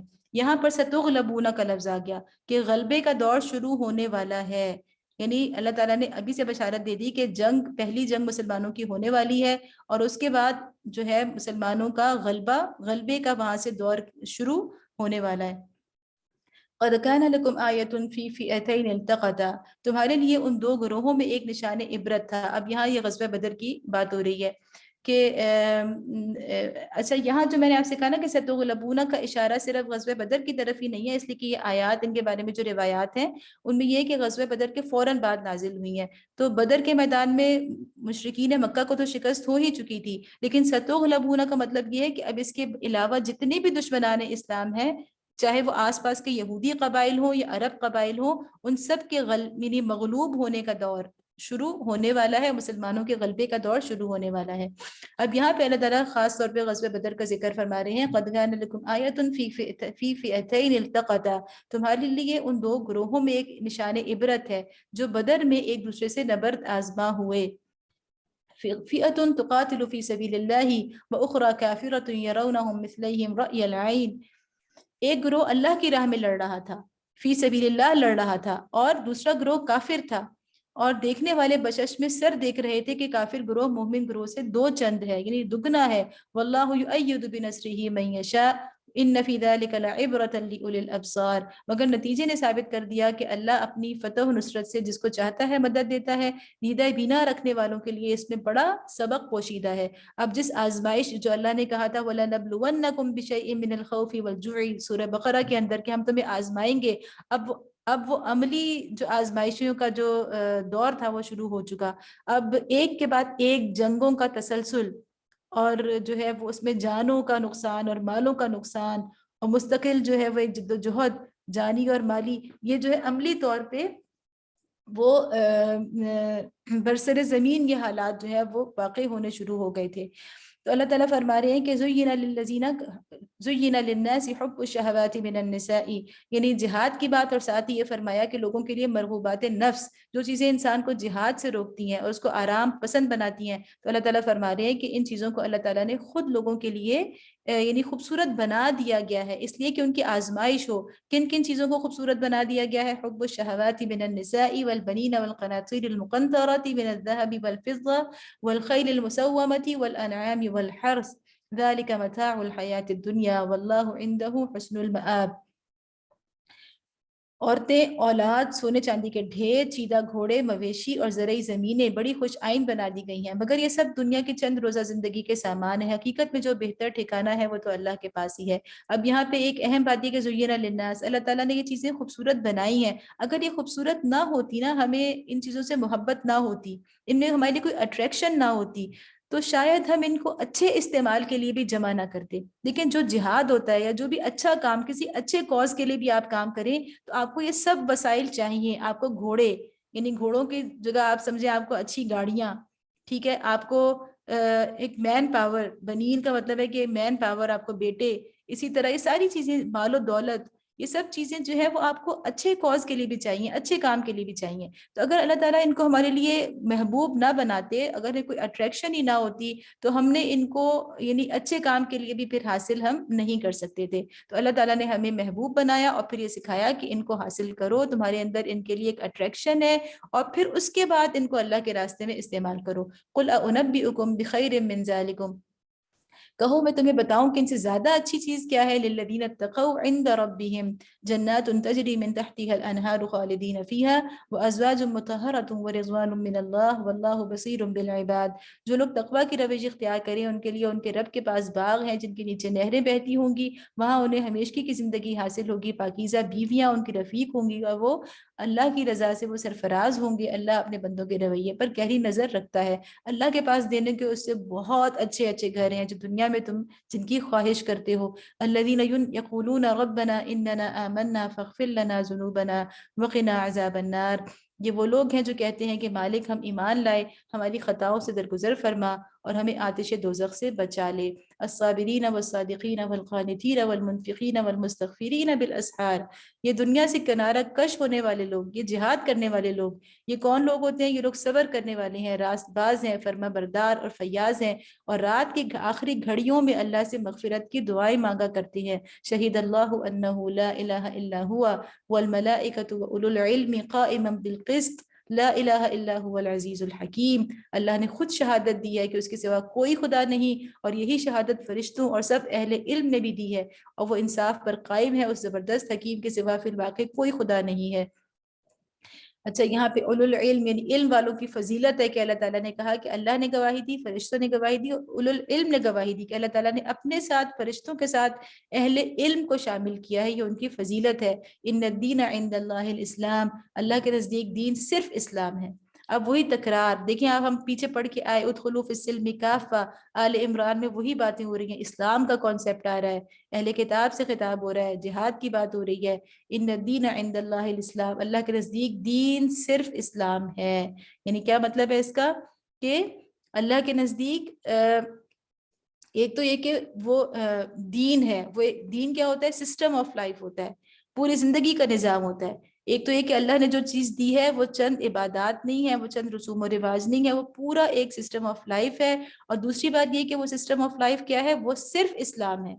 اللہ کے نزدیک اور کوئی نظام زندگی مقبول نہیں ہے، اور اس میں کوئی بھلائی انسانیت کے لیے نہیں ہے سوائے اسلام کے۔ وَمَا اخْتَلَفَ الَّذِينَ أُوتُوا الْكِتَابَ مِن بَعْدِ مَا جَاءَهُمُ الْعِلْمُ بَغْيًا بَيْنَهُمْ، اس دین سے ہٹ کر جو مختلف طریقے ان لوگوں نے اختیار کیے جنہیں کتاب دی گئی تھی، ان کے اس طرز عمل کی کوئی وجہ اس کے سوا نہ تھی کہ انہوں نے علم آ جانے کے بعد آپس میں ایک دوسرے پر زیادتی کرنے کے لیے ایسا کیا۔ اب آپ دیکھیں کتنے ریپیٹ ہو رہے ہیں الفاظ، بغین، آپ نے بقرہ میں بھی بار بار پڑھا کہ کیوں اختلاف کرتے تھے، بغیم بینہم، آپس میں ایک دوسرے سے ضد کرنے کی وجہ سے۔ ومن یکفر بآیات اللہ فإن اللہ سریع الحساب، اور جو کوئی اللہ کے احکام و ہدایات کی اطاعت سے انکار کر دے، اللہ کو اس سے حساب لیتے کچھ دیر نہیں لگتی۔ فَإِنْ حَاجُّوكَ فَقُلْ أَسْلَمْتُ وَجْهِيَ لِلَّهِ وَمَنِ اتَّبَعَنِ، اب اگر یہ لوگ تم سے جھگڑا کریں تو ان سے کہو میں نے اور میرے پیرووں نے تو اللہ کے آگے سر تسلیم خم کر دیا ہے۔ پھر اہل کتاب وَقُلْ لِلَّذِينَ، یعنی کیا کر دیا، أَسْلَمْتُ وَجْهِيَ لِلَّهِ، کہ میں نے تو اپنے چہرے کو اللہ کی طرف جھکا دیا۔ اسلم تو یعنی میں نے اللہ کی اطاعت میں اپنے آپ کو جھکا دیا، ومن اتبعن، اور جو لوگ میری پیروی کرنے والے ہیں انہوں نے بھی، یعنی صحابہ کرام۔ تو ایک طرح سے صحابہ کرام کا اسلام جو ہے وہ بھی مثالی ہے، کیونکہ نبی صلی اللہ علیہ وسلم خود فرما رہے ہیں، اللہ تعالیٰ فرما رہے ہیں کہ آپ کہہ دیجئے کہ میں نے بھی اللہ کی طرف رخ کر لیا اور صحابہ کرام نے بھی کر لیا۔ اس کا مطلب ہے کہ صحابہ کرام کے اسلام کو بھی ایک رول ماڈل، ایک مثالی اسلام کے طور پر پیش کیا جا رہا ہے۔ وَقُلْ لِلَّذِينَ أُوتُوا الْكِتَابَ وَالْأُمِّيِّينَ أَأَسْلَمْتُمْ، پھر اہل کتاب اور غیر اہل کتاب دونوں سے پوچھو کیا تم نے بھی اس کی اطاعت و بندگی قبول کی ہے، کیا کہ تم بھی مسلم ہو گئے ہو؟ فَإِنْ أَسْلَمُوا فَقَدْ اهْتَدَوْا، اگر کی تو وہ راہ راست پا گئے۔ وَإِنْ تَوَلَّوْا فَإِنَّمَا عَلَيْكَ الْبَلَاغُ، اور اگر اس سے منہ موڑا تو تم پر صرف پیغام پہنچا دینے کی ذمہ داری تھی۔ واللہ بصیر بالعباد، آگے اللہ خود اپنے بندوں کے معاملات دیکھنے والا ہے۔ تو بار بار کیا چیزیں ریپیٹ ہو رہی ہیں، اسلمت، اسلام، ان الذین یکفرون بآیات اللہ ویقتلون النبیین۔ اب دیکھیں یہ پیچھے آیا تھا کہ وہ لوگ انبیاء کو قتل کرتے تھے، پھر وہی بات جو لوگ اللہ کے احکام اور ہدایات کو ماننے سے انکار کرتے ہیں اور اس کے پیغمبروں کو ناحق قتل کرتے ہیں، ویقتلون الذین یأمرون بالقسط، اور ایسے لوگوں کی جان کے درپے ہو جاتے ہیں جو خلق خدا میں عدل و راستی کا حکم دینے والے ہیں۔ یہ نہ صرف انبیاء کو قتل کرتے ہیں بلکہ ان لوگوں کو بھی قتل کرتے ہیں جو یأمرون بالقسط کرتے ہیں، جو نیکی کا حکم دیتے ہیں، یہ عدل کا حکم دیتے ہیں۔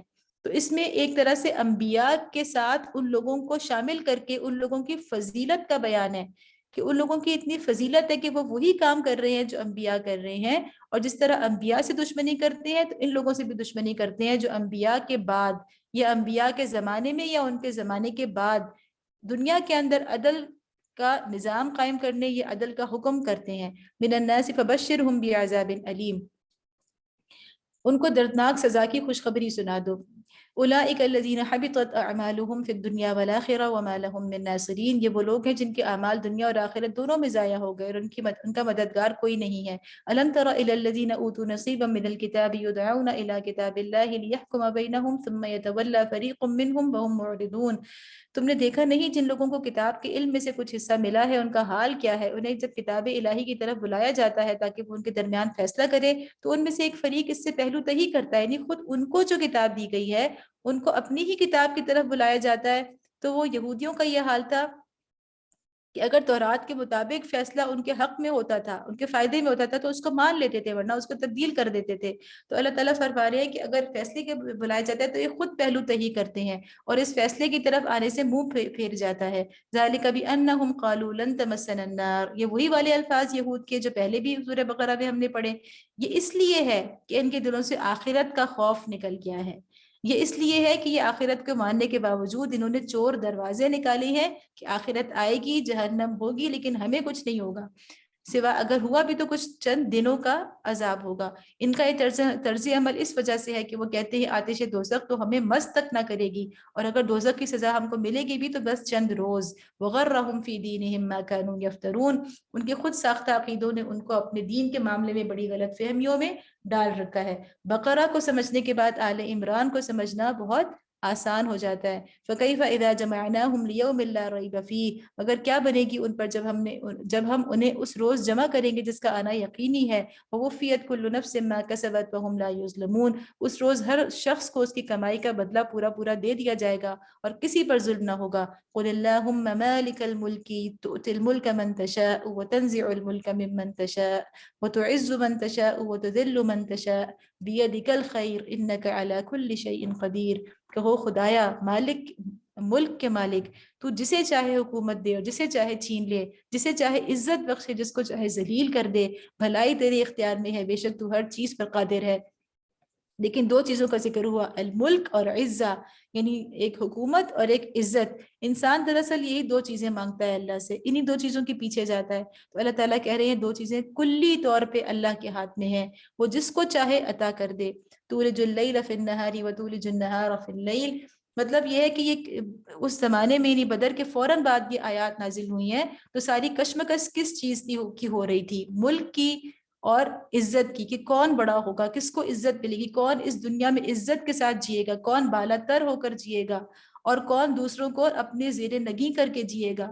تو ساری جو جنگ تھی وہ اسی بات کی تھی، کشمکش اسی چیز کے لیے تھی کہ مکہ سے جو قریش اتنے تل ملا رہے تھے، اور ایک ہی سال گزرنے کے بعد انہوں نے اس چھوٹی سی بستی کے اوپر حملہ کر دیا تھا اسلحے سے لیس ہو کے۔ تو مسئلہ دراصل یہی تھا کہ اب تو وہ آپ کو چھوڑ کے چلے گئے ہیں، آپ کو کیا مسئلہ ہے کہ وہ اگر اپنی ایک آزاد مرضی کے ساتھ ایک جگہ کے اندر، زمین کے خطے کے اندر، وہ اللہ کے احکام کو نافذ کر رہے ہیں، لاگو کر رہے ہیں، تو آپ کو کیا مسئلہ ہو رہا ہے؟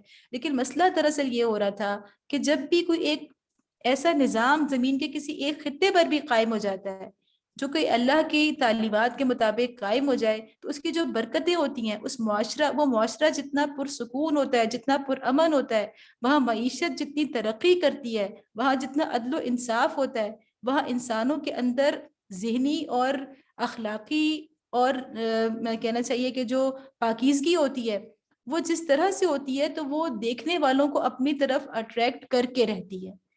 ایسا نہیں ہو سکتا، یعنی کوئی بھی ملک ایسا نہیں ہے جو بالکل دنیا سے الگ تھلگ ہو، اور آج کے گلوبل دور میں تو یہ چیز اور زیادہ ہو گئی ہے۔ لیکن اس دور میں بھی ہم دیکھتے ہیں کہ ایک مسئلہ کیا تھا کہ اگر مدینہ کے اندر اللہ کا نظام مکمل طور پر نافذ ہو جاتا ہے تو وہ آس پاس کے لوگوں کو ضرور اپنی طرف متوجہ کرے گا، اور ان کو خطرہ یہ تھا کہ خصوصاً نئی نسل جو ہوتی ہے، جو ینگ جنریشن ہوتی ہے، وہ ہمیشہ نئے نظریات کے لیے اپنا ذہن کھلا رکھتی ہے، اور جب بھی ان کو نظر آئے کہ اچھا دنیا میں ایک ایسا نظام ہے، ایک ایسا پرامن معاشرہ قائم ہو گیا ہے کہ جن کی تلواریں کبھی میان میں جاتی ہی نہیں تھی، وہ لوگ بھائی بھائی بن گئے ہیں، وہ ایک دوسرے کے اوپر ایثار کر رہے ہیں۔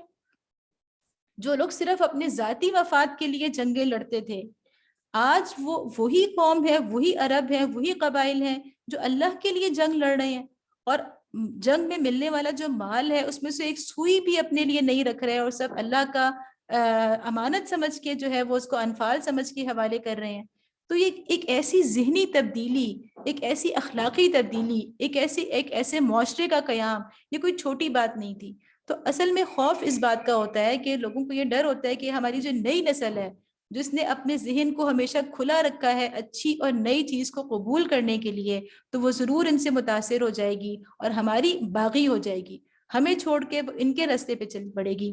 تو ہمیشہ جو ہوتا ہے، کوئی بھی نظریہ جو ہوتا ہے اور جو ایک مکمل سسٹم آف لائف ہوتا ہے، جس کے پاس اپنے نظریات ہوتے ہیں، اپنا کلچر ہوتا ہے، اپنی تہذیب ہوتی ہے، اپنا سسٹم ہوتا ہے، اپنا قانون ہوتا ہے، تو وہ ہر اس چیز کے لیے، ہر ایسے نظام کو قائم رہنے کے لیے ضرور ایک کہنا چاہیے کہ اس کے ساتھ وہ اس کو پاور میں آنے کے لیے ایک جدوجہد بھی کرنی پڑتی ہے، اور اس کے مخالفین ضرور آرام سے، مطلب کبھی بھی آرام سے نہیں بیٹھتے۔ تو مسئلہ سارا یہی تھا کہ ان دو چیزوں کے لیے کشمکش ہو رہی تھی، ایک ملک کے لیے اور ایک عزت کے لیے۔ تو اللہ تعالیٰ فرما رہے ہیں تو کلی طور پہ اللہ کے ہاتھ میں ہے، تولج اللیل فی النہار وتولج النہار فی اللیل، رات کو دن میں پروتا ہوا لے آتا ہے، دن کو رات میں، وتخرج الحی من المیت وتخرج المیت من الحی وترزق من تشاء بغیر حساب، جاندار میں سے بے جان کو نکالتا ہے اور بے جان میں سے جاندار کو، اور جسے چاہتا ہے بے حساب رزق دیتا ہے۔ لا يتخذ المؤمنون الکافرین اولیاء من دون المؤمنین، مومنین اہل ایمان کو چھوڑ کر کافروں کو اپنا رفیق اور دوست ہرگز نہ بنائیں۔ ومن يفعل ذلك فليس من الله في شيء الا ان تتقوا منهم تقاه ويحذركم الله نفسه والى الله المصير، جو ایسا کرے گا اس کا اللہ سے کوئی تعلق نہیں، ہاں یہ معاف ہے کہ تم ان کے ظلم سے بچنے کے لیے بظاہر ایسا طرز عمل اختیار کر جاؤ، مگر اللہ تمہیں اپنے آپ سے ڈراتا ہے اور تمہیں اس کی طرف پلٹ کر جانا ہے۔ یہاں پہ اللہ تعالیٰ نے بتایا کہ کافرین اور اولیاء، یعنی کافروں کو اپنا دوست ہم کس وقت بنا سکتے ہیں؟ یعنی اگر انسان کو اپنی جان کا خوف ہو، یا اس کے مفادات پہ کوئی ایسا فرق پڑ رہا ہو تو اس کی تحفظ کے لیے وہ ان سے ایک لیول پہ جا کے اچھا تعلق رکھ سکتا ہے، لیکن دوستی دل کا تعلق نہیں ہونا چاہیے۔ دوسری امپورٹنٹ بات اس میں دراصل یہ ہے کہ یہاں اجتماعی بات کی جا رہی ہے، لا يتخذ المؤمنون الکافرین، اہل ایمان کافروں کے ساتھ باقاعدہ یعنی قومی سطح پہ یا یعنی اقوام کی سطح پہ ایک دوستی کا تعلق نہیں بنا سکتے، ٹھیک ہے۔ اس میں مراد اصل میں یہ کہ آپ اس کو اس لیول پہ لیں، بین الاقوامی تعلقات کے لیول پہ لیں تو خارجہ پالیسی ہے کہ آپ نے کہاں تک کافروں کے ساتھ جانا ہے اور کہاں پر آپ کی آخری حد ہے۔ قل ان تخفوا ما فی صدورکم او تبدوہ یعلمہ اللہ، اے نبی صلی اللہ علیہ وسلم لوگوں کو خبردار کر دو کہ تمہارے دلوں میں جو کچھ ہے اسے خواہ تم چھپاؤ یا ظاہر کرو، اللہ بہرحال اسے جانتا ہے۔ وَيَعْلَمُ مَا فِي السَّمَاوَاتِ وَمَا فِي الْأَرْضِ وَاللَّهُ عَلَى كُلِّ شَيْءٍ قَدِيرٌ، زمین و آسمان کی کوئی چیز اس کے علم سے باہر نہیں ہے اور اس کا اقتدار ہر چیز پر حاوی ہے۔ یوم تجد کل نفس ما عملت من خیر محضرا وما عملت من سوء تود لو ان بینها وبینه امدا بعیدا ویحذرکم اللہ نفسا واللہ رؤوف بالعباد، وہ دن آنے والا ہے جب ہر نفس اپنے کیے کا پھل حاضر پائے گا، خواہ اس نے بھلائی کی ہو یا برائی۔ اس روز آدمی یہ تمنا کرے گا کہ کاش ابھی یہ دن اس سے بہت دور ہوتا۔ اللہ تمہیں اپنے آپ سے ڈراتا ہے، وہ اپنے بندوں کا نہایت خیر خواہ ہے۔ ہر تھوڑی آیات کے بعد پھر آخرت کا تذکرہ، تاکہ بار بار انسان متوجہ ہو جائے اور آخرت کے خوف سے ڈر کے اپنے عمل کی اصلاح کر لے۔ قل ان کنتم تحبون اللہ فاتبعونی، یہ آیت ہے کہ اے نبی صلی اللہ علیہ وسلم لوگوں سے کہہ دو کہ اگر تم حقیقت میں اللہ سے محبت رکھتے ہو تو میری پیروی اختیار کرو۔ اللہ یحببکم اللہ ویغفر لکم ذنوبکم، اللہ تم سے محبت کرے گا اور تمہاری خطاؤں سے درگزر فرما دے گا۔ واللہ غفور الرحیم، اور بڑا معاف کرنے والا اور رحیم ہے۔ قل اطیعوا اللہ والرسول فإن تولوا فإن اللہ لا يحب الکافرین، ان سے کہو کہ اللہ اور اس کے رسول کی اطاعت قبول کر لو، پھر تم اگر وہ تمہاری دعوت قبول نہ کریں تو یقیناً یہ ممکن نہیں ہے کہ اللہ ایسے لوگوں سے محبت کرے جو اس کی اور اس کے رسول کی اطاعت سے انکار کرتے ہیں۔ یہاں اللہ تعالیٰ نے نبی صلی اللہ علیہ وسلم سے اللہ سے محبت کی کسوٹی بتا دی کہ محبت کی اصل کسوٹی کیا ہے، کہ نبی صلی اللہ علیہ وسلم کی اتباع کی جائے۔ مسئلہ کیا ہو رہا تھا اہل کتاب کو؟ اہل کتاب سے بھی خطاب ہو سکتا ہے، یعنی ان کو بھی یہ تھا کہ اپنے نبی پر آپ بے شک ایمان لائے ہیں، لیکن اب اس آخری نبی کی پیروی کر کے ہی تم اللہ کی محبت کے سچے دعوے دار بن سکتے ہو۔ اور اللہ تعالیٰ نے محبت کی کسوٹی بتا دی ہے کہ محبت کی کسوٹی صرف یہ نہیں ہے کہ آپ زبان سے دعویٰ کریں، بلکہ فاتبعونی، میری اتباع کرو، جس راستے پہ میں چل رہا ہوں اس راستے پہ میرا ساتھ دو۔ اور کہنا چاہیے کہ اس کے بعد اگلی آیت اس کو مزید مکمل کر رہی ہے کہ قل اطیعوا اللہ والرسول، اتبعونی کے بعد اطیعوا اللہ، کہ اللہ تعالیٰ نے کہا کہ اب اللہ اور اس کے رسول کی اطاعت کرو، اور اگر اس سے پھر جاؤ گے تو اللہ تعالیٰ کہہ رہے ہیں کہ وہ کافروں سے کو پسند نہیں کرتا، یعنی جو اللہ کی اطاعت کریں اور رسول کی اطاعت سے انکار کریں تو وہ کافر ہیں، ٹھیک ہے۔ تو اللہ کی بھی اطاعت کرنی ہے اور اللہ کے رسول کی بھی اطاعت کرنی ہے۔ تو اس میں مومنوں کے لیے بھی اصول ہے، کافروں کے لیے بھی۔ کافروں کے لیے یہ ہے کہ نبی صلی اللہ علیہ وسلم کی اطاعت کے دائرے میں آئے بغیر ان کا ایمان مکمل نہیں ہے، وہ کفر ہی پر برقرار ہیں۔ اور اہل ایمان کے لیے یہ ہے کہ اللہ تعالیٰ اللہ کے نبی صلی اللہ علیہ وسلم سے صرف محبت کا دعویٰ نہیں کرنا بلکہ عملی ان کی اطاعت کرنی ہے، جیسا کہ آپ نے دیکھا کہ بدر کے موقع پہ بھی، یا اس کے بعد احد کا واقعہ وہ بھی اسی صورت کے اندر اس پہ تبصرہ آئے گا، تو مسلمانوں کے ہی ایک گروہ نے نبی صلی اللہ علیہ وسلم راستے سے وہ پلٹ آئے تھے، تو اطاعت میں کمی جو ہے وہ اللہ نے کہا کہ یہ کفر کی طرف لے کے جائے گی۔ اب اگلی جو یہاں سے آیات شروع ہو رہی ہیں وہ دراصل وہ والا حصہ ہے اس سورت کا جو فتح مکہ کے بعد جبکہ ہم پڑھتے ہیں نا کہ ادخلون فی دین اللہ افواجا کی صورتحال پیدا ہو گئی تھی، کہ جب نبی صلی اللہ علیہ وسلم نے مکہ کو فتح کر کے، سمجھے عرب کا پورا مرکز تھا، پورا عرب ایک طرح سے اس کو مسخر کر لیا تھا، تو عرب کے جتنے بھی قبائل تھے وہ سمجھ گئے، یعنی مکہ کی فتح کے بعد کہ اب ہمارے پاس اسلام کے آگے ہتھیار ڈالنے کے سوا کوئی چارہ نہیں ہے۔ اب اگر ہم نے اس علاقے کے اندر اچھے طریقے سے رہنا ہے تو ہمیں اسلام کے ساتھ، مسلمانوں کے ساتھ بنا کے رکھنی ہوگی۔ تو ان میں سے کچھ لوگ تو وہ تھے جو اسلام کی تعلیمات سے دل سے متاثر ہو گئے تھے اور وہ دل و جان سے اسلام قبول کرنے کی نیت سے حاضر ہو رہے تھے، لیکن کچھ لوگ وہ تھے جو صرف سیاسی مصلحت کی بنیاد پر، اور اس وجہ سے کہ انہیں کہتے ہیں نا کہ اپنی بقا اس میں نظر آ رہی تھی کہ اگر ہمیں اس خطے کے اندر رہنا ہے تو ہمیں مسلمانوں کے ساتھ، نبی صلی اللہ علیہ وسلم کے ساتھ معاہدے کرنے پڑیں گے اور ان کے ساتھ تعلقات کو اچھا رکھنا پڑے گا، کیونکہ اب عرب کو انہوں نے مسخر کر لیا ہے اور آنے والا دور مسلمانوں کا ہی دور ہے، اور اب یہ جو تحریک ہے وہ عرب سے باہر بھی پھیلے گی، ان کو نظر آ رہا تھا کیونکہ آس پاس کے جو شام کے علاقے تھے، جو سرحدی علاقے تھے سلطنت روم کے، وہاں تک مسلمانوں کے اثر رسوخ جو ہے وہ پھیلنا شروع ہو چکا تھا۔ تو لوگوں کو اپنا مستقبل نظر آ رہا تھا کہ اگر ہم نے اب بغاوت پہ ہم قائم رہتے ہیں تو ہمارا اس علاقے کے اندر کوئی مستقبل نہیں ہے۔ تو یہ نجدان ایک علاقہ تھا جو کہ مدینہ سے جنوب کی طرف یمن کی طرف تھا، اور وہاں سے وہاں یعنی یہ بہت بڑا عیسائی علاقہ تھا، اور یہاں کا جو یعنی اپنے عقیدے کی پختگی اور اپنے ایک عملی اس کے لحاظ سے یہ عیسائیت کا کہنا چاہیے کہ ان کا ایک ان کو لیڈنگ پوزیشن اس علاقے کے لوگوں کو حاصل تھی مذہبی اعتبار سے۔ تو وہاں سے یہ لوگ ایک وفد ان کا آیا تھا جس میں ان کے سیاسی جو لیڈر تھے وہ بھی، اور ان کے جو مذہبی لیڈرز تھے وہ بھی، سب لوگ آئے تھے، اور انہوں نے آ کے مدینہ کے اندر کچھ دن قیام کیا تھا، نبی صلی اللہ علیہ وسلم کے ساتھ مذاکرات کیے تھے۔ تو اس موقع پہ اللہ تعالیٰ نے یہ آیات، یہ خطبہ نازل کیا جس میں عیسائیت کے تمام عقائد کے بارے میں، جو اسلام کا جو کہنا چاہیے کہ جو اسلام جس نظر سے دیکھتا ہے عیسائیت کو، یا عیسائیت کے عقائد کا، عیسائیت کی جو تھیولوجی ہے اس کا جو رد کیا ہے قرآن نے، وہ ان آیات کے اندر زبردست طریقے سے بیان کر دیا گیا ہے۔ یہ شروع کہاں سے ہو رہی ہیں؟ ان اللہ اصطفى آدم ونوحا وآل ابراہیم وآل عمران علی العالمین۔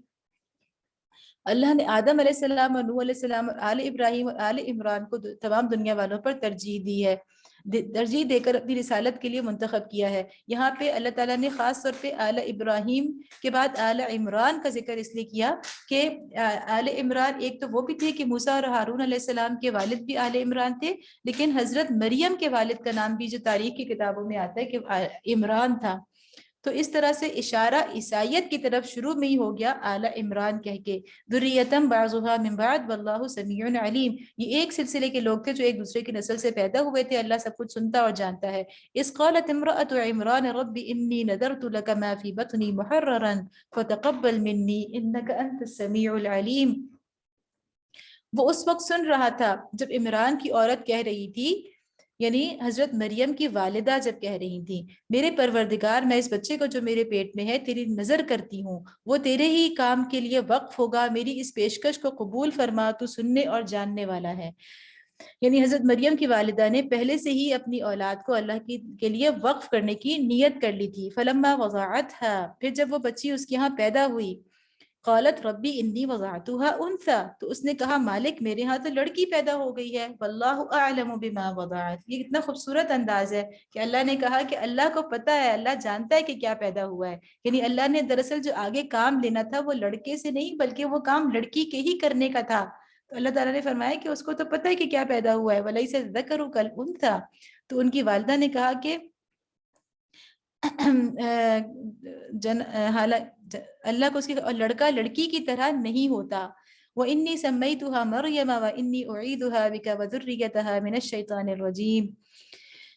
خیر میں نے اس کا نام مریم رکھ دیا ہے، اور میں اسے اور اس کی آئندہ نسل کو شیطان مردود کے فتنے سے تیری پناہ میں دیتی ہوں۔ فتقبلها ربها بقبول حسن وانبتها نباتا حسنا وكفلها زكريا۔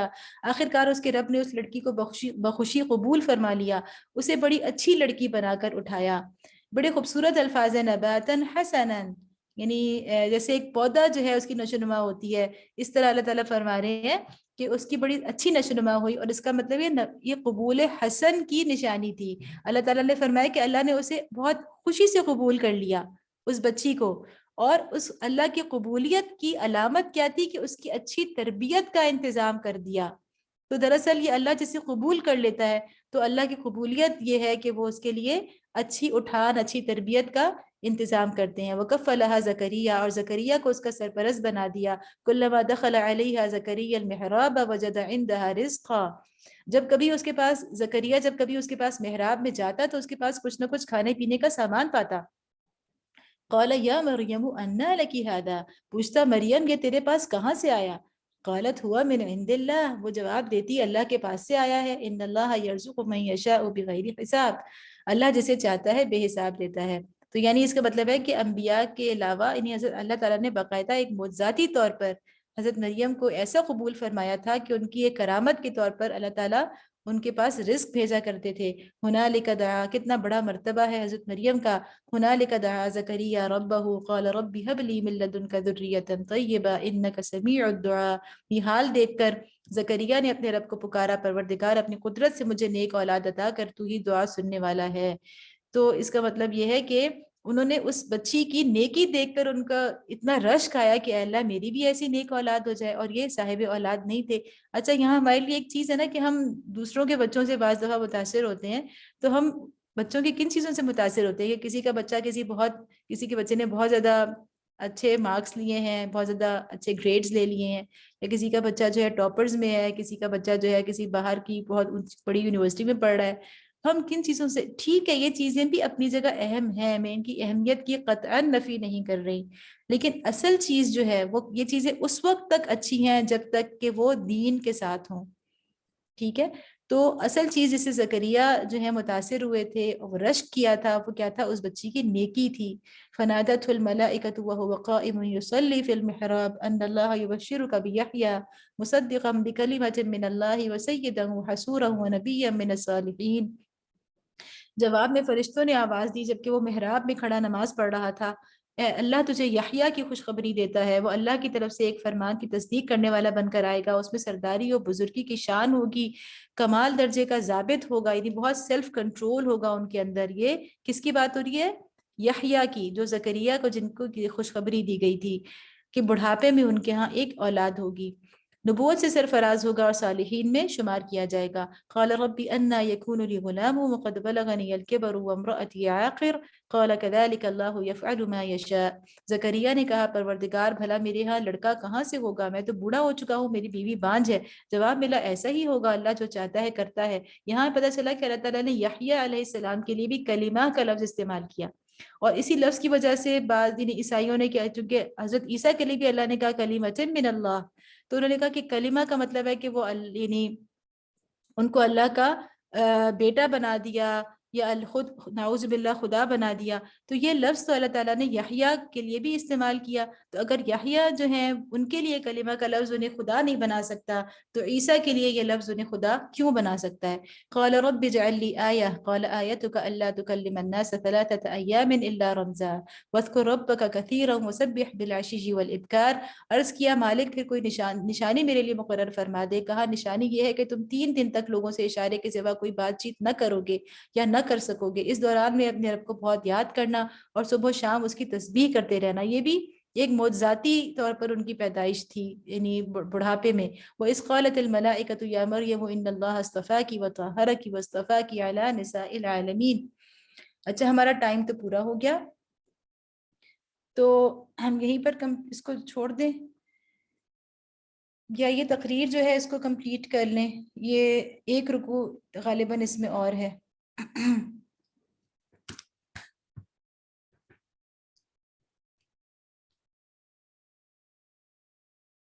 اگر چیٹ میں کچھ آ رہا ہے تو بچی سب کہہ رہے ہیں کہ آپ کر لیں. اچھا چلیں بس یہ رکوع کمپلیٹ کر لیتے ہیں. اذ قالت الملائکۃ یا مریم ان اللہ اصطفاک وطہرک واصطفاک علی نساء العالمین. پھر وقت آیا جب مریم نے فرشتوں سے آ کر کہا اے مریم اللہ نے تجھ کو برگزیدہ کیا اور پاکیزگی عطا کی اور تمام دنیا کی عورتوں پر تجھ کو ترجیح دے کر اپنی خدمت کے لیے چن لیا. اتنا بڑا رتبہ مریم علیہ السلام کو حاصل ہوا کہ اصطفاکی، اللہ نے انہیں چن لیا اور تمام عورتوں پر فضیلت دی. یا مریم اقنتی لربکی، جس کو اللہ چن لیتا ہے اس کو فضیلت دیتا ہے تو اس کو تکبر نہیں بلکہ وہ اللہ کے آگے جھک جاتا ہے. اے مریم اپنے رب کی تابع فرمان بن کر رہ، واسجدی وارکعی مع الراکعین، اس کے آگے سر بسجود ہو اور جو بندے اس کے حضور جھکنے والے ہیں ان کے ساتھ تو بھی جھک جا. ذالک من انباء الغیب نوحیہ الیک، اے محمد صلی اللہ علیہ وسلم یہ غیب کی خبریں ہیں جو ہم تم کو وحی کے ذریعے سے بتا رہے ہیں. وما كنت لدیہم اذ یلقون اقلامہم ایہم یکفل مریم وما كنت لدیہم اذ یختصمون. ورنہ تم اس وقت وہاں موجود نہ تھے جب ہیکل کے خادم، یعنی ہیکل سلیمانی میں یہ تھے، تو ہیکل کے خادم یہ فیصلہ کرنے کے لیے کہ مریم علیہ السلام کا سرپرست کون ہوگا اپنے اپنے قلم پھینک رہے تھے. یعنی ان کو پتا تھا کہ ایک ایسی بچی ہے جس کے لیے اس کی ماں نے پیدائش سے پہلے نظر مانی تھی، تو سب لوگوں کی خواہش تھی کہ ہم اس کی کفالت کی ذمہ داری لے لیں. تو ان کے درمیان قرآن اندازی ہو رہی تھی. اور نہ تم اس وقت حاضر تھے جب ان کے درمیان جھگڑا برپا تھا. یہاں پہ ایک اہم بات ہے نوحی ہی الیک، اللہ تعالیٰ نبی صلی اللہ علیہ وسلم کو فرما رہے ہیں کہ ہم آپ کی طرف یہ باتیں وحی کر رہے ہیں.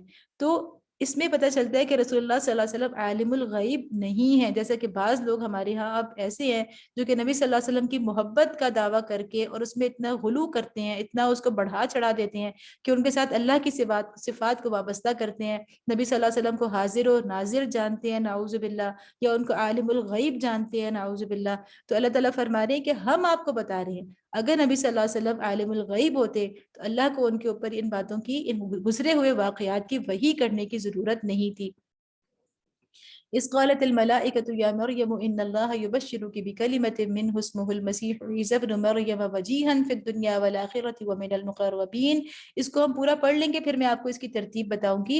اور جب فرشتوں نے کہا اے مریم علیہ السلام، اللہ تجھ پر اپنے ایک فرمان کی خوشخبری دیتا ہے، اس کا نام مسیح عیسیٰ ابن مریم ہوگا، یعنی وہ واحد انسان عیسیٰ جنہیں ان کی والدہ کی طرف منسوب کیا جاتا ہے، دنیا اور آخرت میں معزز ہوگا، اللہ کے مقرب بندوں میں شمار کیا جائے گا. وَيُكَلِّمُ النَّاسَ فِي الْمَهْدِ وَكَهْلًا وَمِنَ الصَّالِحِينَ، لوگوں سے گہوارے میں بھی کلام کرے گا، بڑی عمر کو پہنچ کر بھی، اور وہ ایک مرد صالح ہوگا. قالت ربی انا یکون لی ولد ولم یمسسنی بشر، یہ سن کر مریم علیہ السلام بولی پروردگار میرے ہاں بچہ کہاں سے ہوگا، مجھے تو کسی شخص نے ہاتھ تک نہیں لگایا. قال كذلك اللہ یخلق ما یشاء، جواب ملا ایسا ہی ہوگا، اللہ جو چاہتا ہے پیدا کرتا ہے. اذا قضى امرا فانما يقول له كن فيكون، وہ جب کسی کام کے کرنے کا فیصلہ فرماتا ہے تو بس کہتا ہے کہ ہو جا اور وہ ہو جاتا ہے. ويعلمه الكتاب والحکمة والتوراة والانجیل، فرشتوں نے پھر سلسلہ کلام میں کہا اور اللہ اسے کتاب اور حکمت کی تعلیم دے گا، تورات اور انجیل کا علم سکھائے گا. اور آگے آ رہی اگلے پیج پہ ورسولا الی بنی اسرائیل، یہاں تک فرشتوں کی اور مریم علیہ السلام کا مکالمہ ہے. اس میں ترتیب کو آپ دیکھیں کہ ان کے درمیان جو مکالمہ اور اس کی ترتیب کیا ہے کہ سب سے پہلے فرشتوں نے بشارت دی ہے کس چیز کی، معجزات کی. سب سے پہلے معجزات کی بشارت دی ہے کہ کلمہ، یعنی وہ اللہ کی طرف سے ایک کلمہ ہوں گے.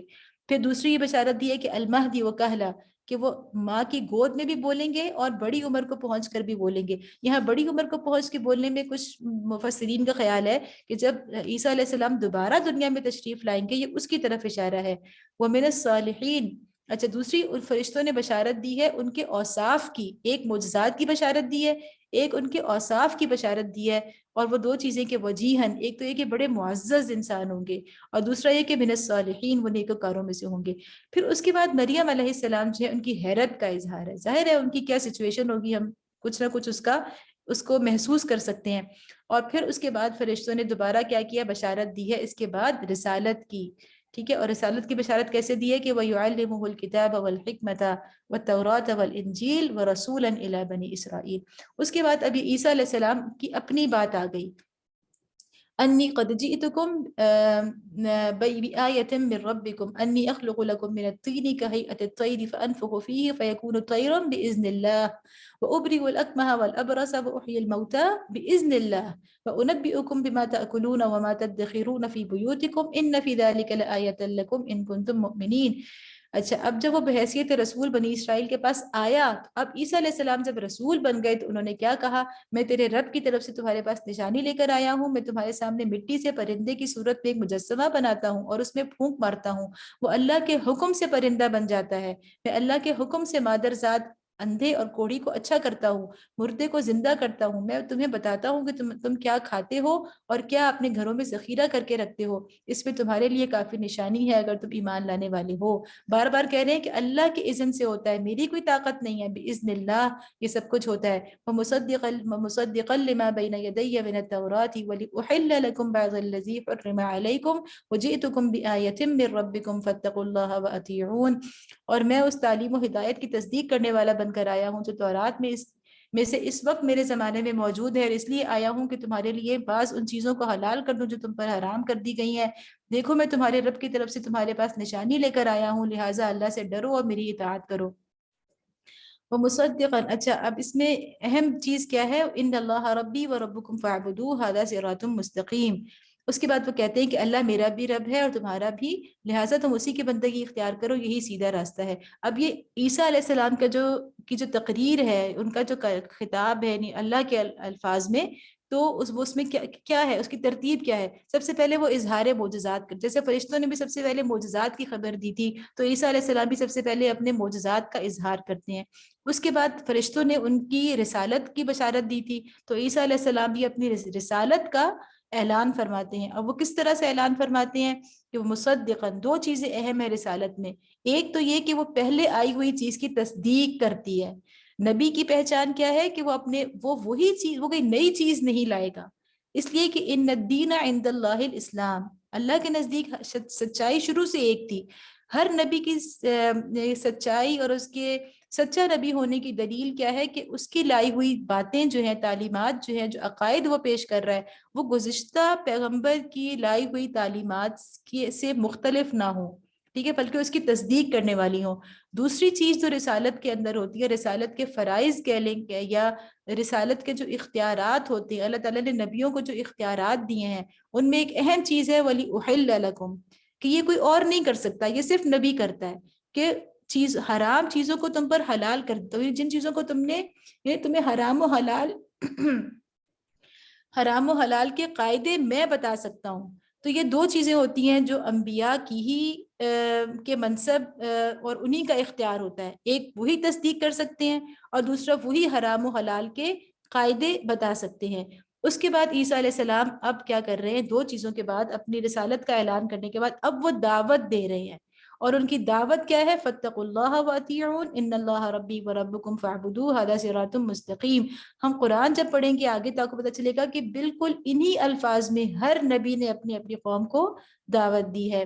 فلما احس عیسیٰ منهم الكفر قال من انصاری الى اللہ قال الحواریون نحن انصار اللہ آمنا باللہ واشهد بأننا مسلمون۔ جب عیسیٰ علیہ السلام نے محسوس کیا کہ بنی اسرائیل کفر و انکار پر آمادہ ہے، تو اس نے کہا کون اللہ کی راہ میں میرا مددگار ہوتا ہے؟ من انصاری الی اللہ قال الحواریون، حواریوں نے جواب دیا کہ ہم اللہ کے مددگار ہیں، ہم اللہ پر ایمان لائے، گواہ رہو کہ ہم مسلم، یعنی اللہ کے آگے سر اطاعت جھکا دینے والے ہیں۔ من انصاری الی اللہ میں پتہ چلتا ہے کہ انہوں نے، عیسیٰ علیہ السلام نے اپیل کی کہ دیکھو یہ کام میں اکیلا نہیں کر سکتا۔ اس کا مطلب یہ کہ رسولوں کو بھی انسانوں میں سے مددگاروں کی ضرورت ہوتی ہے۔ جس مشن پہ اللہ تعالیٰ انبیاء کو بھیجتے ہیں، وہ مشن ایسا نہیں ہوتا کہ اللہ تعالیٰ، یعنی وہ نبی یا تو اکیلے وہ کر سکیں یا فرشتے اللہ تعالیٰ ان کے لیے اتاریں۔ یعنی نبی صلی اللہ علیہ وسلم نے بھی اگر کفار کے ساتھ جہاد کیا ہے تو ایسا نہیں تھا کہ اللہ تعالیٰ چاہتے تو فرشتوں کو بھیج دیتے اور نبی صلی اللہ علیہ وسلم کو نہ جنگیں لڑنی پڑتی، نہ اپنے دانت شہید کروانے پڑتے، نہ اپنے عزیز ساتھیوں کو اپنی آنکھوں کے سامنے کافروں کی تلواروں کے سے جو ہے وہ شہید ہوتے ہوئے دیکھنا پڑتا، نہ اپنے پیارے چچا حضرت حمزہ کو اس طرح سے ان کی، یعنی کہ ان کی لاش کی بے حرمتی دیکھنی پڑتی، ان کی شہادت کا غم سہنا پڑتا۔ یہ سب کچھ نہ ہوتا، اللہ تعالیٰ چاہتا تو فرشتوں کے ذریعے سب، لیکن اللہ کی دنیا میں کیا ہوتا ہے کہ انبیاء کے مشن کو پورا کرنے کے لیے انسانوں ہی میں سے اللہ انبیاء جو ہے وہ اپنی مدد کے لیے اپیل کرتے ہیں، اور اس مشن کو، جو انبیاء کا مشن ہوتا ہے، اس میں عام انسان، ہم جیسے انسانی انبیاء کی تائید اور حمایت کرتے ہیں، ان کی نصرت کرتے ہیں، ان کی مدد کرتے ہیں، ٹھیک ہے۔ دوسری بات یہ کہ انہوں نے کہا کہ ربنا آمنا بما انزلت واتبعنا الرسول فاکتبنا مع الشاہدین، تو انہوں نے فوراً یہ کہا کہ ہم اللہ کے انصار ہیں۔ اس سے پتہ چلتا ہے کہ انصار اللہ، جو رسول کا مددگار ہے وہ اللہ کا مددگار ہے۔ اچھا، اس کے بعد وہ کہہ رہے ہیں کہ مالک جو فرمان تو نے نازل کیا ہے ہم نے اسے مان لیا اور رسول کی پیروی قبول کی، ہمارا نام گواہی دینے والوں میں لکھ لے۔ شاہدین ہم نے پڑھا تھا ہم بھی شہادت دینے والی امت ہیں، اور انہوں نے بھی کہا کہ ہمارا نام شہادت دینے والوں میں لکھ لے۔ وَمَكَرُوا وَمَكَرَ اللَّهِ وَاللَّهُ مَكَرَ اللَّهُ وَاللَّهُ خَيْرُ الْمَاكِرِينَ۔ پھر بنی اسرائیل یعنی مسیح کے خلاف خفیہ تدبیریں کرنے لگے، جواب میں اللہ نے بھی اپنی خفیہ تدبیر کی، اور ایسی تدبیروں میں اللہ سب سے بڑھ کر ہے۔ اذ قال اللہ یا عیسیٰ انی متوفیک، یہاں پہ اب عیسائیت کے سارے جو عقائد ہیں، ان کی جو تھیولوجی جو ہے اس کو اللہ تعالیٰ سمیٹ رہے ہیں۔ اذ قال اللہ یا عیسیٰ انی متوفیک ورافعک الیہ، وہ اللہ کی خفیہ تدبیر ہی تھی جب اس نے کہا کہ اے عیسیٰ اب میں تجھے واپس لے لوں گا اور تجھ کو اپنی طرف اٹھا لوں گا، اور جنہوں نے تیرا انکار کیا ہے ان سے، یعنی ان کی معیت سے اور ان کے گندے ماحول میں ان کے ساتھ رہنے سے تجھے پاک کر دوں گا۔ ومطهرك من الذين كفروا وجاعل الذين اتبعوك فوق الذين كفروا إلى يوم القيامة ثم إلي مرجعكم فأحكم بينكم فيما كنتم فيه تختلفون. اور تیری پیروی کرنے والوں کو قیامت تک ان لوگوں پر بالا دست رکھوں گا جنہوں نے تیرا انکار کیا ہے، پھر تم سب کو آخر میرے پاس آنا ہے، اس وقت میں ان باتوں کا فیصلہ کر دوں گا جن میں تمہارے درمیان اختلاف ہوا ہے. اب یہاں پہ یہ مضمون ختم ہو رہا ہے اور اللہ تعالیٰ ہمیں یہ بتا رہے ہیں، یہ اختتام کی طرف جا رہا ہے کہ عیسائیت میں 3 ان کے مین جو ہے عقائد ہیں. اس میں ایک چیز یعنی ان کی گمراہی کے جو انہوں نے عقیدے کے اندر خرابیاں پیدا ہو گئی ہیں وہ 3 وجوہات ہیں. ایک ان کے حصی معجزات، یعنی حضرت عیسیٰ علیہ سب سے پہلے حضرت عیسیٰ علیہ السلام کی معجزاتی پیدائش، یعنی اس چیز نے عیسائیوں کو دھوکے میں ڈالا ہے کہ چونکہ ان کی پیدائش معجزاتی طور پر ہوئی تھی تو اس سے وہ دھوکے میں پڑ گئے کہ نعوذ باللہ عیسیٰ جو ہے وہ انسان نہیں ہے بلکہ اللہ کے بیٹے ہیں. دوسری چیز حصی معجزات، اتنے بڑے بڑے معجزات اللہ تعالیٰ نے عیسیٰ علیہ السلام کو دیے کہ مردے کو زندہ کرنا یا بیمار کو ٹھیک کرنا، تو اس چیز نے ان کو مغالطے میں ڈالا. اور تیسری چیز یہ کہ وہ توفی کا، جو اللہ تعالیٰ نے ان کو اٹھا لیا تھا، توفا کا مطلب ہوتا ہے وصول کرنا، کسی چیز کو واپس لینا، تو موت کے لیے یہ لفظ جو ہے مجازی معنی میں بولا جاتا ہے. تو اللہ تعالیٰ نے یہ کہا کہ متوفی کا ورافع کا الیہ، یہ جو ان کا آسمان کی طرف اٹھ جانا ہے، یہ بھی ان کی اپنی کتابوں کے اندر اس عقیدے کی تشریح کی باتیں موجود ہیں. تو ان 3 چیزوں نے یعنی عیسائیوں کو جو ہے وہ گمراہی کے اندر مبتلا کیا ہے. فَأَمَّا الَّذِينَ كَفَرُوا فَأُعَذِّبُهُمْ عَذَابًا شَدِيدًا فِي الدُّنْيَا وَالْآخِرَةِ. اور انہی 3 چیزوں کے اوپر اللہ تعالیٰ نے رد کر دیا کہ معجزات جو تھے وہ اللہ کی طرف سے تھے، پیدائش جو تھی وہ بھی اللہ کے حکم سے تھی، اور یہ اٹھایا جانا بھی جو ہے یہ اللہ کی طرف سے ہے. فَأَمَّا الَّذِينَ كَفَرُوا فَأُعَذِّبُهُمْ عَذَابًا شَدِيدًا فِي الدُّنْيَا وَالْآخِرَةِ. جن لوگوں نے کفر و انکار کی روش اختیار کی ہے اور دنیا اور آخرت دونوں میں سخت سزا دوں گا. وما لهم من ناصرین، اور وہ کوئی مددگار نہ پائیں گے. وَأَمَّا الَّذِينَ آمَنُوا وَعَمِلُوا الصَّالِحَاتِ فَيُوَفِّيهِمْ أُجُورَهُمْ وَاللَّهُ لَا يُحِبُّ الظَّالِمِينَ. اور جنہوں نے ایمان اور نیک عملی کا رویہ اختیار کیا ہے انہیں ان کے اجر پورے پورے دے دیے جائیں گے. اور خوب جان لے کہ ظالموں سے اللہ ہرگز محبت نہیں کرتا. ذَلِكَ نَتْلُوهُ عَلَيْكَ مِنَ الْآيَاتِ وَذِكْرِ الْحَكِيمِ. یہ آیات اور حکمت سے لبریز تذکرے ہیں جو ہم تمہیں سنا رہے ہیں. إِنَّ مَثَلَ عِيسَىٰ عِندَ اللَّهِ كَمَثَلِ آدَمَ. اللہ کے نزدیک عیسیٰ علیہ السلام کی مثال آدم کی سی ہے. تو جب عیسیٰ علیہ السلام یعنی آدم علیہ السلام کو ابن اللہ نہیں کہا گیا، ان کی تو ماں بھی نہیں تھی اور باپ بھی نہیں تھا، تو عیسیٰ علیہ السلام جو ہے ان کو آپ کیسے ابن اللہ بنا رہے ہیں؟ خلقہ من تراب ثم قال له كن فيكون. اللہ نے اسے مٹی سے پیدا کیا اور حکم دیا کہ ہو جا، اور وہ ہو گیا. الحق من ربك فلا تكونن من الممترین. یہ اصل حقیقت ہے جو تمہارے رب کی طرف سے بتائی جا رہی ہے اور تم ان لوگوں میں شامل نہ ہو جو اس میں شک کرتے ہیں. فمن حاجك فيه من بعد ما جاءك من العلم فقل تعالوا ندعو أبناءنا وأبناءكم ونساءنا ونساءكم وأنفسنا وأنفسكم ثم نبتهل فنجعل لعنة الله على الكاذبين. اس آیت کو آیت مباہلہ کہا جاتا ہے. جب یہ باتیں ان کے سامنے پیش ہو گئی تھی نجران کے وفد کے سامنے، تو انہوں نے ان کو ماننے سے انکار کر دیا تھا.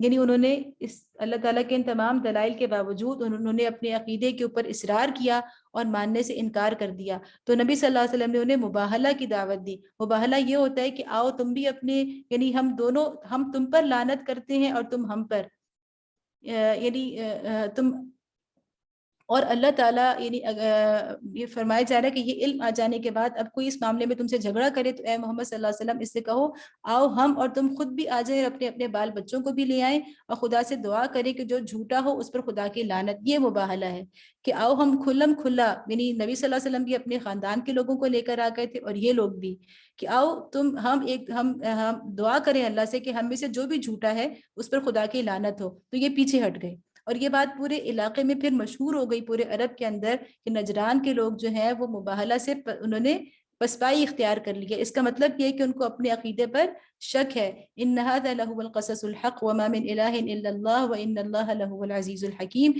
یہ بالکل صحیح واقعات ہیں. حقیقت یہ ہے کہ اللہ کے سوا کوئی خداوند نہیں ہے اور وہ اللہ ہی کی ہستی ہے جس کی طاقت سب سے بالا اور جس کی حکمت نظام عالم میں کار فرما ہے. فان تولوا فان الله عليم بالمفسدين. بس اگر یہ لوگ اس شرط پر مقابلہ میں آنے سے منہ موڑیں تو ان کا مفسد ہونا صاف کھل جائے گا اور اللہ تو مفسدوں کے حال سے واقف ہی ہے. سبحان ربک رب العزت عما یصفون وسلام علی المرسلین والحمد للہ رب العالمین. اللہ تعالی ہمیں عمل کی توفیق دے اور صحت و عافیت کے ساتھ اپنے اس سلسلے کو جاری رکھنے کی ہمت اور توفیق عنایت فرمائے. وما علینا الا البلاغ المبین.